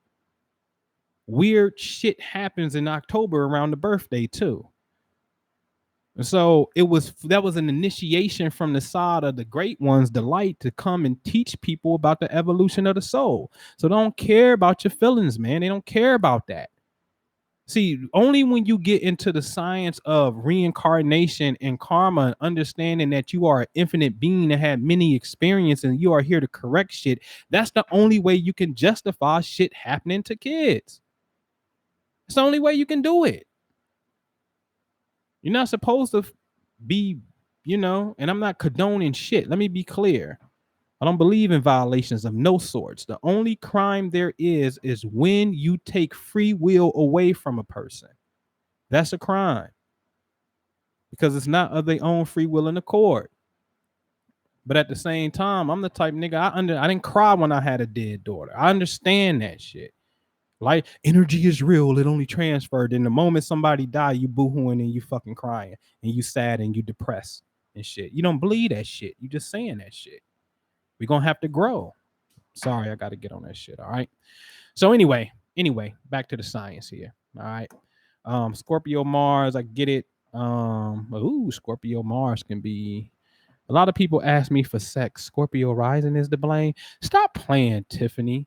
A lot Scorpio rise. You don't say.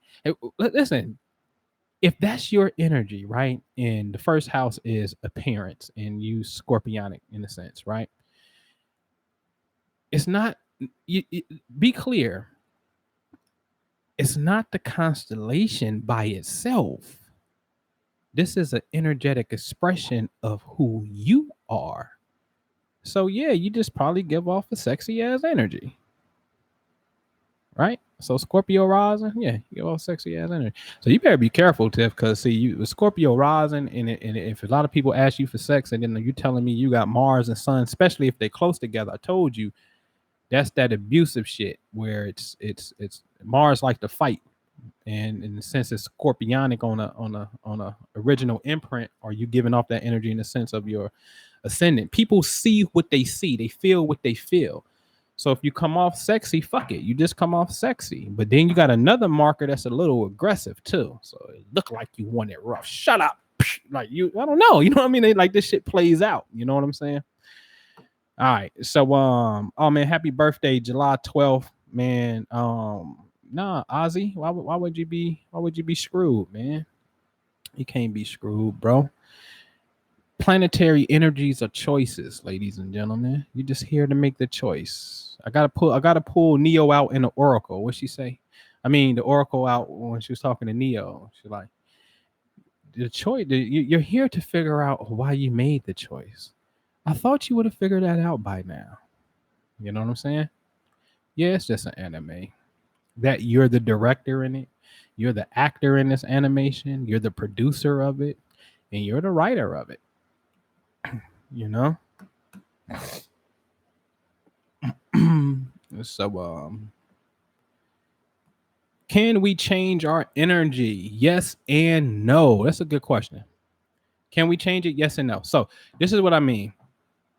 You will always bear the cosmic memory of where the energy was at when you were born. However, there is something called progressions. I love progressions. I can show you the death of Trayvon Martin through progression. Excuse me. Progression is when, like today, somebody's born today. Let's say the sun is 13 degrees Cancer, mathematically, because each zodiac sign gets 30 days. This is where you get your 30-day calendar on average from. Okay. It's a solar calendar. It's just here, the zodiac signs don't start on the first of the month. You know where they start at, the 21st, 22nd, right there in that portion of the month. So today, the sun is at 13 degrees Cancer. Little JoJo and Bobby is born today. Next year, JoJo and Bobby turn 1 year old on their birthday, like you celebrate your birthday. Now, this is you, okay? So as you physically grow and have these experiences for your first year, your first trip around the sun, because that's all a birthday is an exact completion of a circle around the sun that you call July the 3rd, whatever your birthday is, or whatever anniversary you're celebrating. So as you gathered these experiences, your soul has grown and progressed over time. Well, now the sun, when you were born, says, okay, since Bobby and JoJo is a 13-degree Cancer and 1 year old, I need to move up 1 degree. So for every year that you grow and get experience, the sun, since we are in the sun reality, the sun will progress 1 degree. You will always be little Bobby and JoJo at the core and have your core memories and experience as you should. But your personality just may change over the years. You may mature as you should. So now there's another chart progression that is running parallel to your growth. And then every planet is not doing this because they all have their own mathematical law around the sun. So the sun appears to go 1 degree a day. The moon appears to go 13 degrees per year. The moon moves 13 degrees per day every day in the sky. But when you're born, the first year, it's going to move 13 more degrees. So now we're just taking the average motion and putting that in, and then certain planets don't progress and whatnot. A whole nother conversation. So the chart, your rising sign, starts to tick, tock as you grow, tick, tock. So now all of the signs' energy is slowly moving as well. Okay. So it's called progression. So can you change the energy? Yeah. You're progressing into new energy. It never fails when your DC and AC, when you go to astro.com, you're going to see a cross in your chart. The ascendant on the east is a horizontal line. Let's do it together. The east to the west is a horizontal line in which we live upon, that we observe the sun coming up and we observe the sun going down. This is an astronomical fact. So the east to the west is our horizon in a sense. The south is the midhaven, the highest point of the sky. The sun appears to be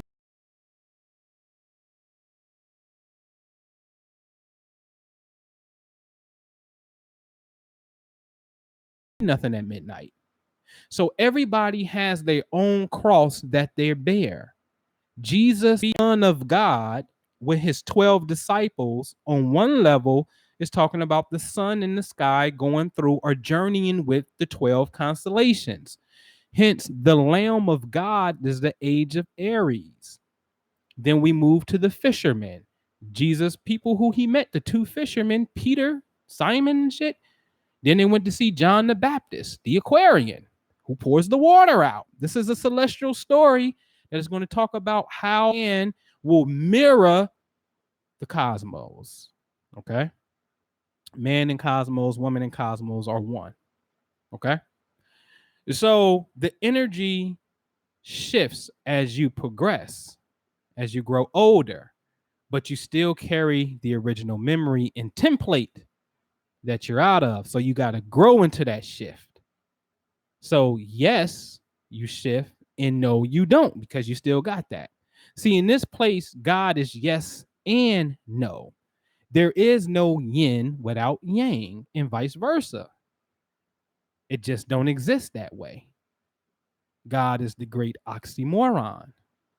Okay. So yeah, you can change it. You can change it. Yes, you can. I will say yes. I had to pick one answer. Yes, you can change it. And then you start doing other little things. You start like me. I'm super fire and air, right? So here's a fun technique to do for you to learn your energetic template.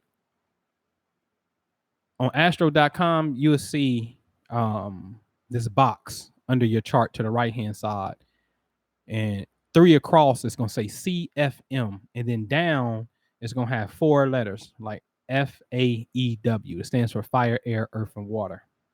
You want to pay attention to the elements: fire, air, earth, and water. So looking across, because it's going down, so looking across in the fire column, count how many planets that you have, and just keep it short to the 10 planets: sun, moon, Mercury, all of those. Don't worry about Chiron. You don't even got to put the ascendant in there. Don't put the North Node. Like, just pay attention to the 10 planets for basic starters. So then you start to know how many planets you got in fire, Noble. You got 3 in fire. That's a fact. 3 in fire. How many you got in air?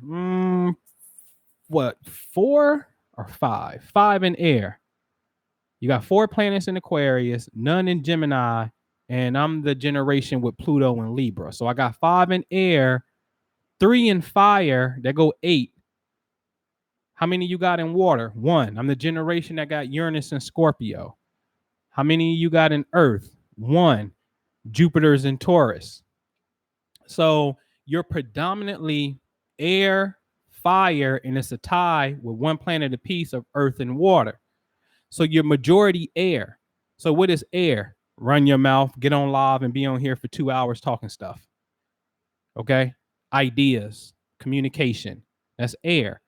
The secondary element, fire. What's that? Creativity. Ooh, you happen to be lucky because air and fire complement one another. They represent the yang element. Activity and action. Get up, let's go. Let's get the party started. Come to my class this Sunday. I want to see y'all in the Millionaire Math. Let's get it popping. Let's have activity. Stop talking and let's put it to work too. So it's activity. They happen to complement one another. What is water? Water is feelings and your intuition. You got a lot of water energy, man. You practice. Your vibe better be right, because you pick up energy of other people and they throw you off. So then you're more intuitive, more mystical, more poetic, more musical, more touchy, more feelings. It's okay. So the great psychics of the world. And then if you're more earth, use a paper chaser. Use a go-getter. Use a builder. You Bob the Builder when you got earth energy. Practical, stability. You lack earth. Oh shit, you always moving around. No wonder you 40 something years old, 50 years old, and you ain't got your own place. You ain't got no earth. You need to team up with somebody on that, or you need to go start doing some practices on how to bring that energy in, which is a whole nother science. So you can do your own energetic template yourself by going and looking, or I offer it in my workbook, the self-activation workbook. It's on my website, myastrologycoach.com. Go to the shop tab, hit the books, and get the workbook. As soon as you get it, I'll email it to you so you can get started, and I'll physically mail you a copy as well. You know what I mean? Self-activation workbook. So you can know yourself and you can just start, all right, let me start checking this off and know your own energetic signature. So then when I start looking back on my life, fire and air, oh shit. Like, I ain't never been in relationships with feminine women. Feminine meaning air and water signs like that. I'm not into Let me be clear. And when I say feminine, I'm talking about zodiacal wise. All right. So it was always high school sweetheart. We fire all throughout high school. Leo. All right. Shit. My girl was kicking it with, and one of my favorites, like Gemini. You know what I'm saying? Super duper compatibility. I don't know shit about zodiac right now. I don't know. I'm just looking back into my life, looking at the choices I made to see if it makes sense. Wife, Sagittarius. You know what I'm saying? So then I'm like, oh shit, I got this pattern where the fire women and the air women, but majority the fire women, because I got Venus and Aries. The fire women, like that's my shit. I love fire women. So then as I progress, because I'm a late Aquarius, so now I done progressed into Pisces. So when I progress into Pisces and more earth energy, then my vibe starts to shift. I start buying plants and all this other stuff to bring in that feminine energy, and then I start attracting a different vibe. All right. CFM in that will mean cardinal fixed mutable. All right. So, man, this is an excellent motherfucking hour and 45 minutes in. So, CFM represents cardinal fixed and mutable. These are the three energetic expressions of a season. That's all it is. We just started the first day of summer about 2 weeks ago. Cancer cardinal. That's what the C stand for. Cardinal. So your cardinal sign, let's just go in order real fast. So Cancer starts the summer. Who's up next? Leo fixed. In the middle of the summer. See, the cardinals are the starters. See, that's another thing you can do when you're looking at your energetic imprint. I got more planets in cardinal. Oh, that means you need to start something. Create, man. Don't sit still. Create. Don't be mad that you got all these ideas. Find the outlet and be creative. Be the conglomerate.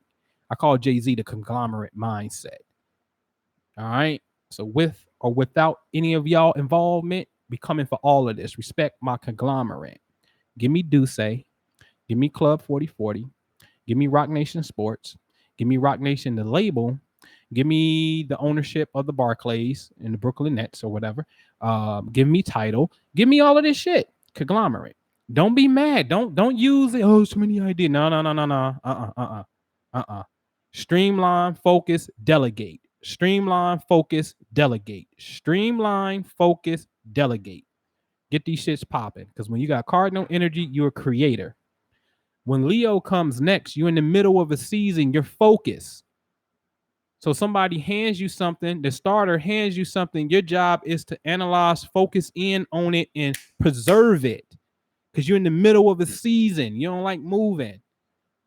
Then Virgo comes at the end of the summer and says, well, shit, I'm versatile. I'm adaptable because I'm at the end of the season. So I can multitask. I can do this, this, and this, and this, and this, and this, and this, because I'm at the end of a season. Because the person next to me, Libra, starts a whole new season. Cardinal starts the fall. Libra, Scorpio's in the middle. Sagittarius is at the end. Then here come a whole new season again. First day of winter, December 21st, 22nd. Now here come Capricorn, starting something. Aquarius in the middle, preserving. Pisces at the end, versatile. And then here come the last season, which will be Aries starts the spring. Cancer starting something. Aries starting something in the spring. Taurus, stubborn as a bull, in the middle, focus. And then Gemini, all over the place, duality, the twins. I can do this, I can do that, and I'm damn good at it. I had Minister Jew come over to the crib. Y'all saw that track on here. Ain't never rapped over a beat a day in his damn life. I put the headphones on him. Look, go, nigga. Next thing you know, couple takes, no. And now he got me a quick verse that fast. Versatile as fuck. Fucking just ingenious. Right? And so that's what CFM means when you see that. Cardinal fixed mutable. Where do you come in the season? Do you got more energy in the beginning because you're a creator, or you're a preserver if it's fixed, or you versatile and you can do many things if it's at the end? Which those three seasons really represent the three primary colors of light, something that I show my light body students. Because all light comes from three bands of light. Yes. Red, blue, yellow. When you get into graphics, they take yellow out and they put green, but you can look at the science of the rainbow and see which one really is what the real deal is. Red, yellow, and blue. These three are the three primordial letters in Hebrew, known as the mother letters. Also in the book of Job, this is why he had three daughters. The three daughters is feminine, it births something. Light births something. So light birth planets. Planets in return are now these 7 days of the week. Saturday, the day of Saturn. Sunday, the day of the sun. So now these seven brothers in the book of Job symbolize the planets. Hence, when Job got his first test, what's the first thing he did? I denounced the day I was born. He's talking about my birthday and these planetary influences, B. Get on the science, man. All right, so Toy, Noble, I'm an Aqua, and Fire. Now, see, Toy is like, yo, now look at this. This is what I'm talking about. Me and Toy, not the year, but we share the same birthday. See, what would be the irony of that? The year is not the same, but the birthday is the same. All right. So he's fire. Saying he's fire. He's Aqua and Fire. Yeah. You know? Nice to meet you, Toy. We'll be twinning of some sort and whatnot. So yeah, Aqua Fire is just bringing creativity to that ingenious Aquarian energy, the inventor. You know what I mean? Something radical, different. You're in the Aquarius age, man. So you're going to see shit. You're going to see Lil Uzi Vert, right? You're going to see my man, Young Thugger. You're going to see people challenge the status quo in a way that you just be like, yo, that's weird. Y'all strange. I ain't with this. Yup. You need that right now. You know why? Because this is the age of love. You can't, I'm gonna tell y'all, it's only two signs. It's only two signs that represent that thing that you call unconditional love, if it even exists. It's only two signs that really embody unconditional love. I'll wait because I know y'all, the lag time from what y'all hear and what y'all type is slightly different. But what do you think those two signs that represent unconditional love are? Tell me about that. And I'm gonna wait. I think y'all may be hearing me. Val says, Libra, give me two signs that represents unconditional love. Hell no, not Libra. No way. Libra is too dependent. It's the first sign that wants to be in a relationship, but I give Libra as props. Libra is the first sign that says, hey, I need to, okay, stop thinking about yourself. This is the first time that you join with other people because it's the sign of partnerships. So I wouldn't give them unconditional love because I've seen their love be clingy a little bit. I'm not knocking them though, but I'm talking unconditional love. See, the moment that your partner violates the rules of monogamy, your ass is done. It's over. You fired. Get out of here. Over. Bye. The moment that happens. Scorpio, because see, Scorpio is literally a sign for a keyword for Scorpio is loyalty. Loyalty. So to cheat on Scorpio and possessiveness is another keyword. So to a degree, they don't have that that flow of everybody could do what they want to do. It could be other markers that a person having, and this is why I say you gotta look at the chart in totality, because a person could be Scorpio, and let's just say they are possessive, but they got Venus in Aquarius is one. Aquarius. Bob Marley is Ja Love, Raw Love. It's everybody love. Aquarius is about everybody. When you start studying Aquarius, you will start to hear and read that their personal lives may suffer because they feel as if humanity is their personal life. Real talk. That's one of our things. So when you get here in this frequency, it's about everybody winning. I don't necessarily, I'm not saying you're not supposed to have different responsibilities. Let's be clear, right? But as a general consensus,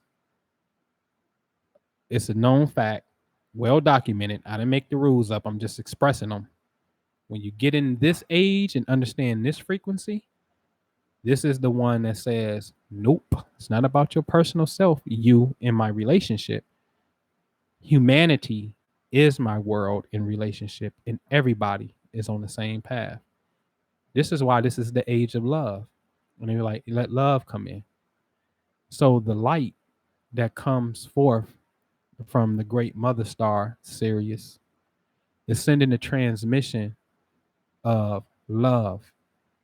So much so that, and you can be mad at me if you want to, but I can prove it. Because Aquarius is the age of weird shit. Let's be clear on that. Is Aquarius, before I say what I'm about to say, can we agree that this is the age of Aquarius astronomically? Yes. Can we agree that each age has keywords, and the keyword for Aquarius is weird, eccentric, bohemian, different? Yes. Do you not see weird stuff? Yes, we do. Okay, then. The love frequency had to come through the LGBT community to usher in a reflection of light. Hence, look at their flag, which is every color of the visible light spectrum in which all physical things are made manifest. You may not like it, but it is the truth. And it stands as truth right now in our reality. So don't be mad at me. Be mad at your God, your netter, your ancestor who allowed it to happen for some particular reason. Whether or not it's right or wrong is not the question.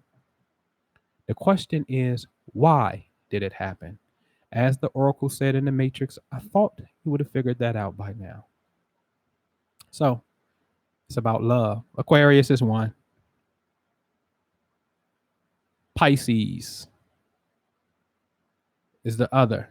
Pisces is, I'll sacrifice myself for you. That's the old Jesus Christ energy. I'll sacrifice myself for you. I'll die and you live. That's the seal of the will. Now, there are 4 signs that need a little bit more freedom in relationships than others, and we can get into this.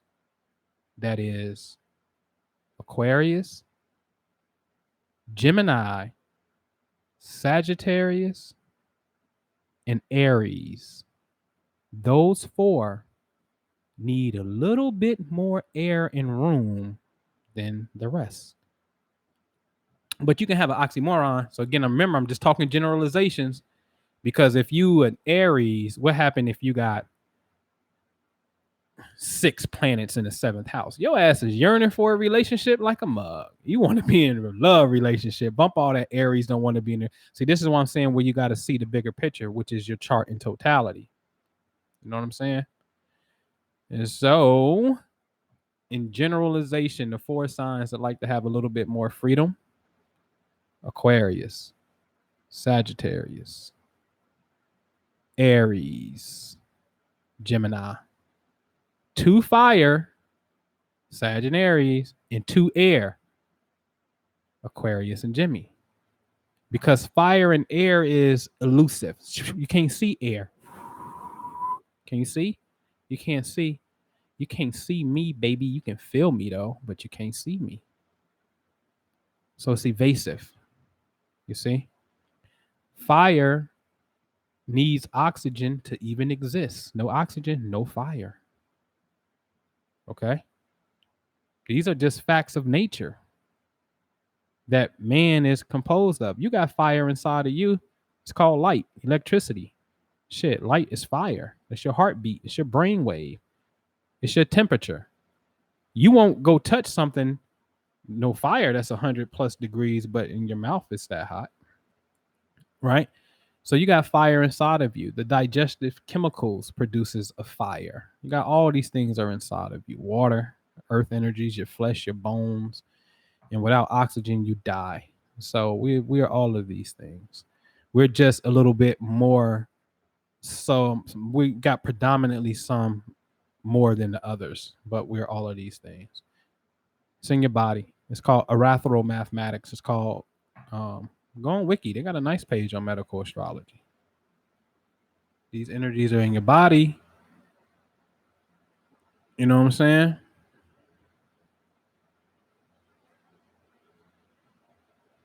These energies are in your body. Real talk. So what I want y'all to do, I want y'all to get over to my astrology coach. Get over to myastrologycoach.com. Straight up though, get in my Millionaire math deal analyzer study group. Watch the video that I put up before this. I'm showing y'all got access to 93K. I didn't take the deal, but that particular deal would have got me close to 44,000 in profit on a single family home on the flip. Make way more than that. But I want to show y'all how to start analyzing deals. So I want to talk spirituality and money. I just don't want to be off in the clouds and you're looking in your pockets is messed up. Like it makes no sense. So we got to bridge that thing. You know what I mean? And activate it. So I got a class coming up next Sunday. This Sunday coming up the 8th, man. 2:00 p.m. Eastern. Millionaire Math Deal Analyzer Study Group. Show you apartment deals. Show you how to analyze the deal so you can see why wealthy people always put real estate in their damn portfolio and they hold it so they can get to it, man. And I'm telling you, about to get to this bag. So please join the class. All right. If you don't join the class, it's because you're addicted to poverty. I'm just gonna call you out on it. You're just addicted to it. And you may not even know that you're addicted to it, but I want you to say this because I know you know what I'm telling you is absolutely the truth. You know I'm not lying. When you make the decision, because everybody won't, but when you make the decision to not get into the class, I want you to tell that person that part of you that says nope, you're not doing it, you ain't gonna do it, to go somewhere. And I really want to say something much vulgar than that, but don't take a L like that, man. Don't. That's the real ego, the old you that wants to deprive you from your own greatness, your own shadow self, your own. That's the angel on the left shoulder and right shoulder. There's a side of your consciousness that is really the devil that wants to stop you from rising to greatness.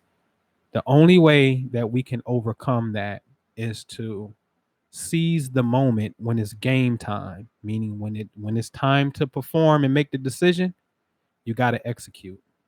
You just got to execute. So you got to do the Nike slogan. Just do it. Do it. It's going to be a game changer because what I'm introducing, as I showed in the last video, I'm giving y'all the play and I'm giving y'all access. People, I was blessed enough to get in the network. People tell me, yo, you can just go here and they got some money and you can do it. And I'm like, you serious?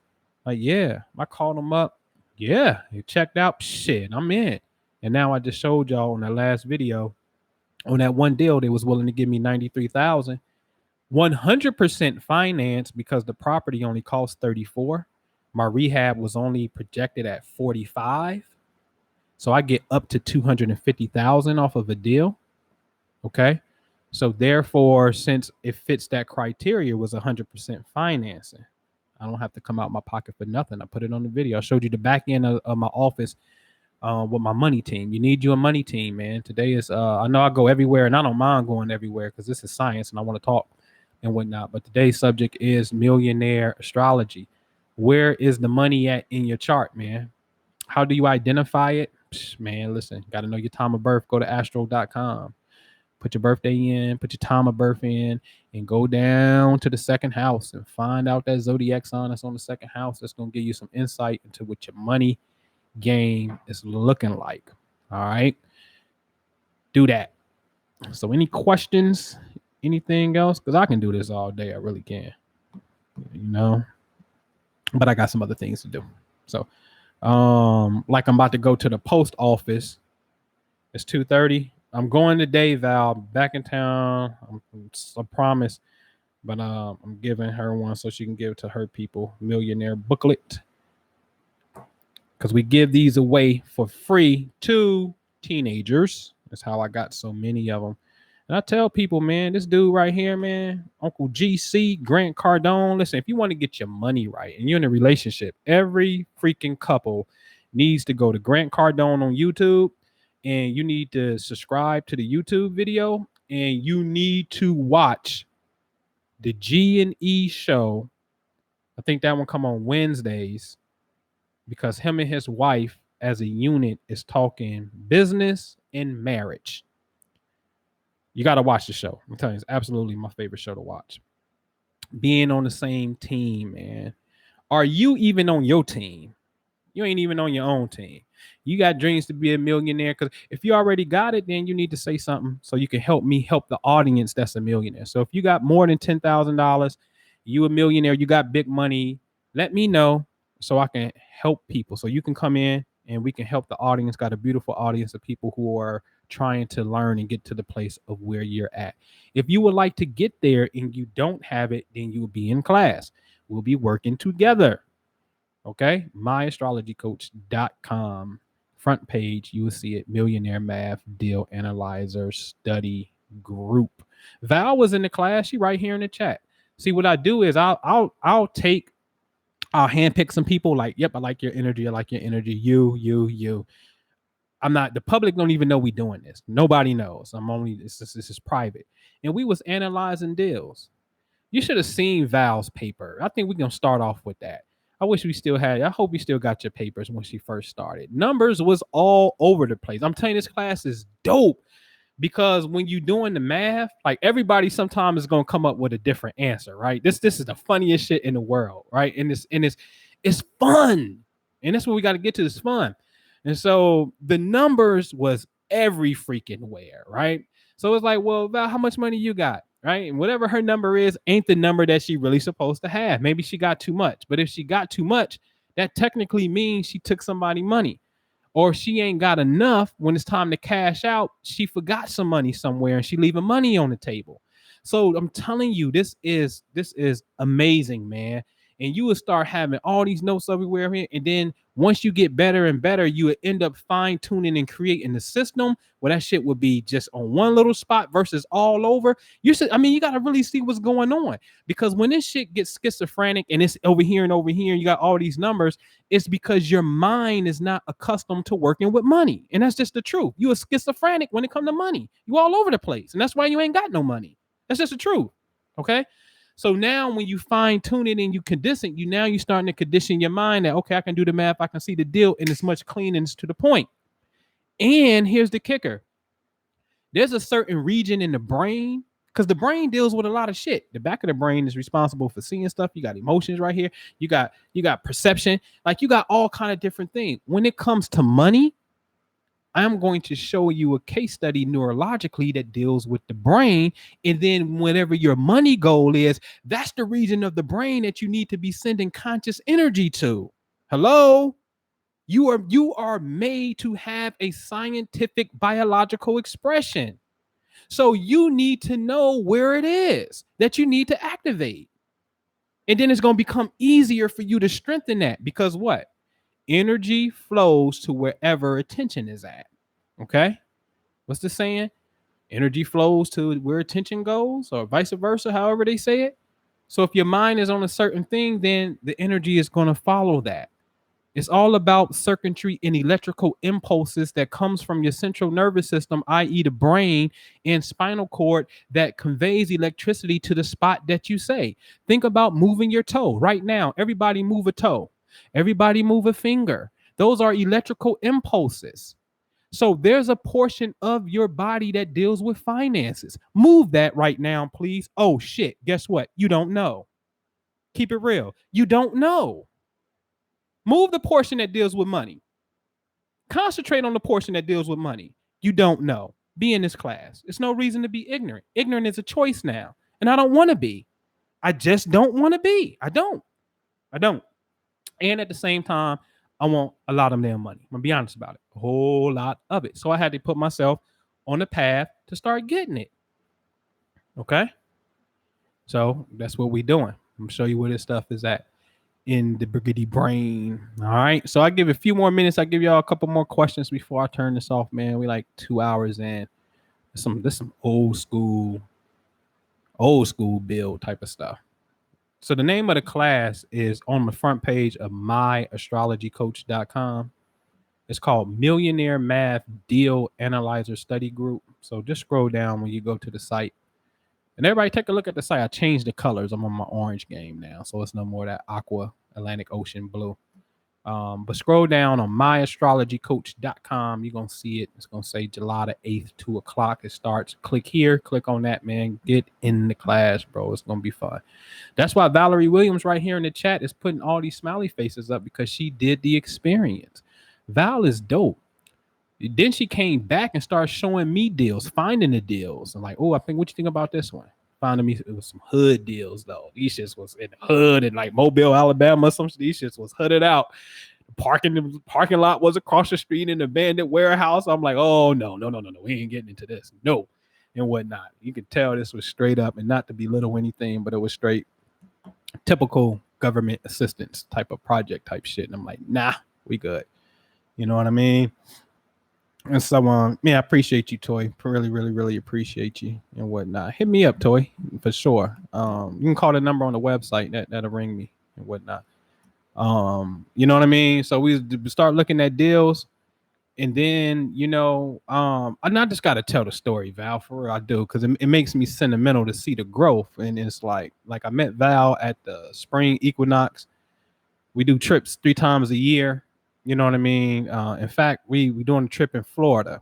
Got a Florida trip coming up in September, like September 21st, 22nd, that weekend.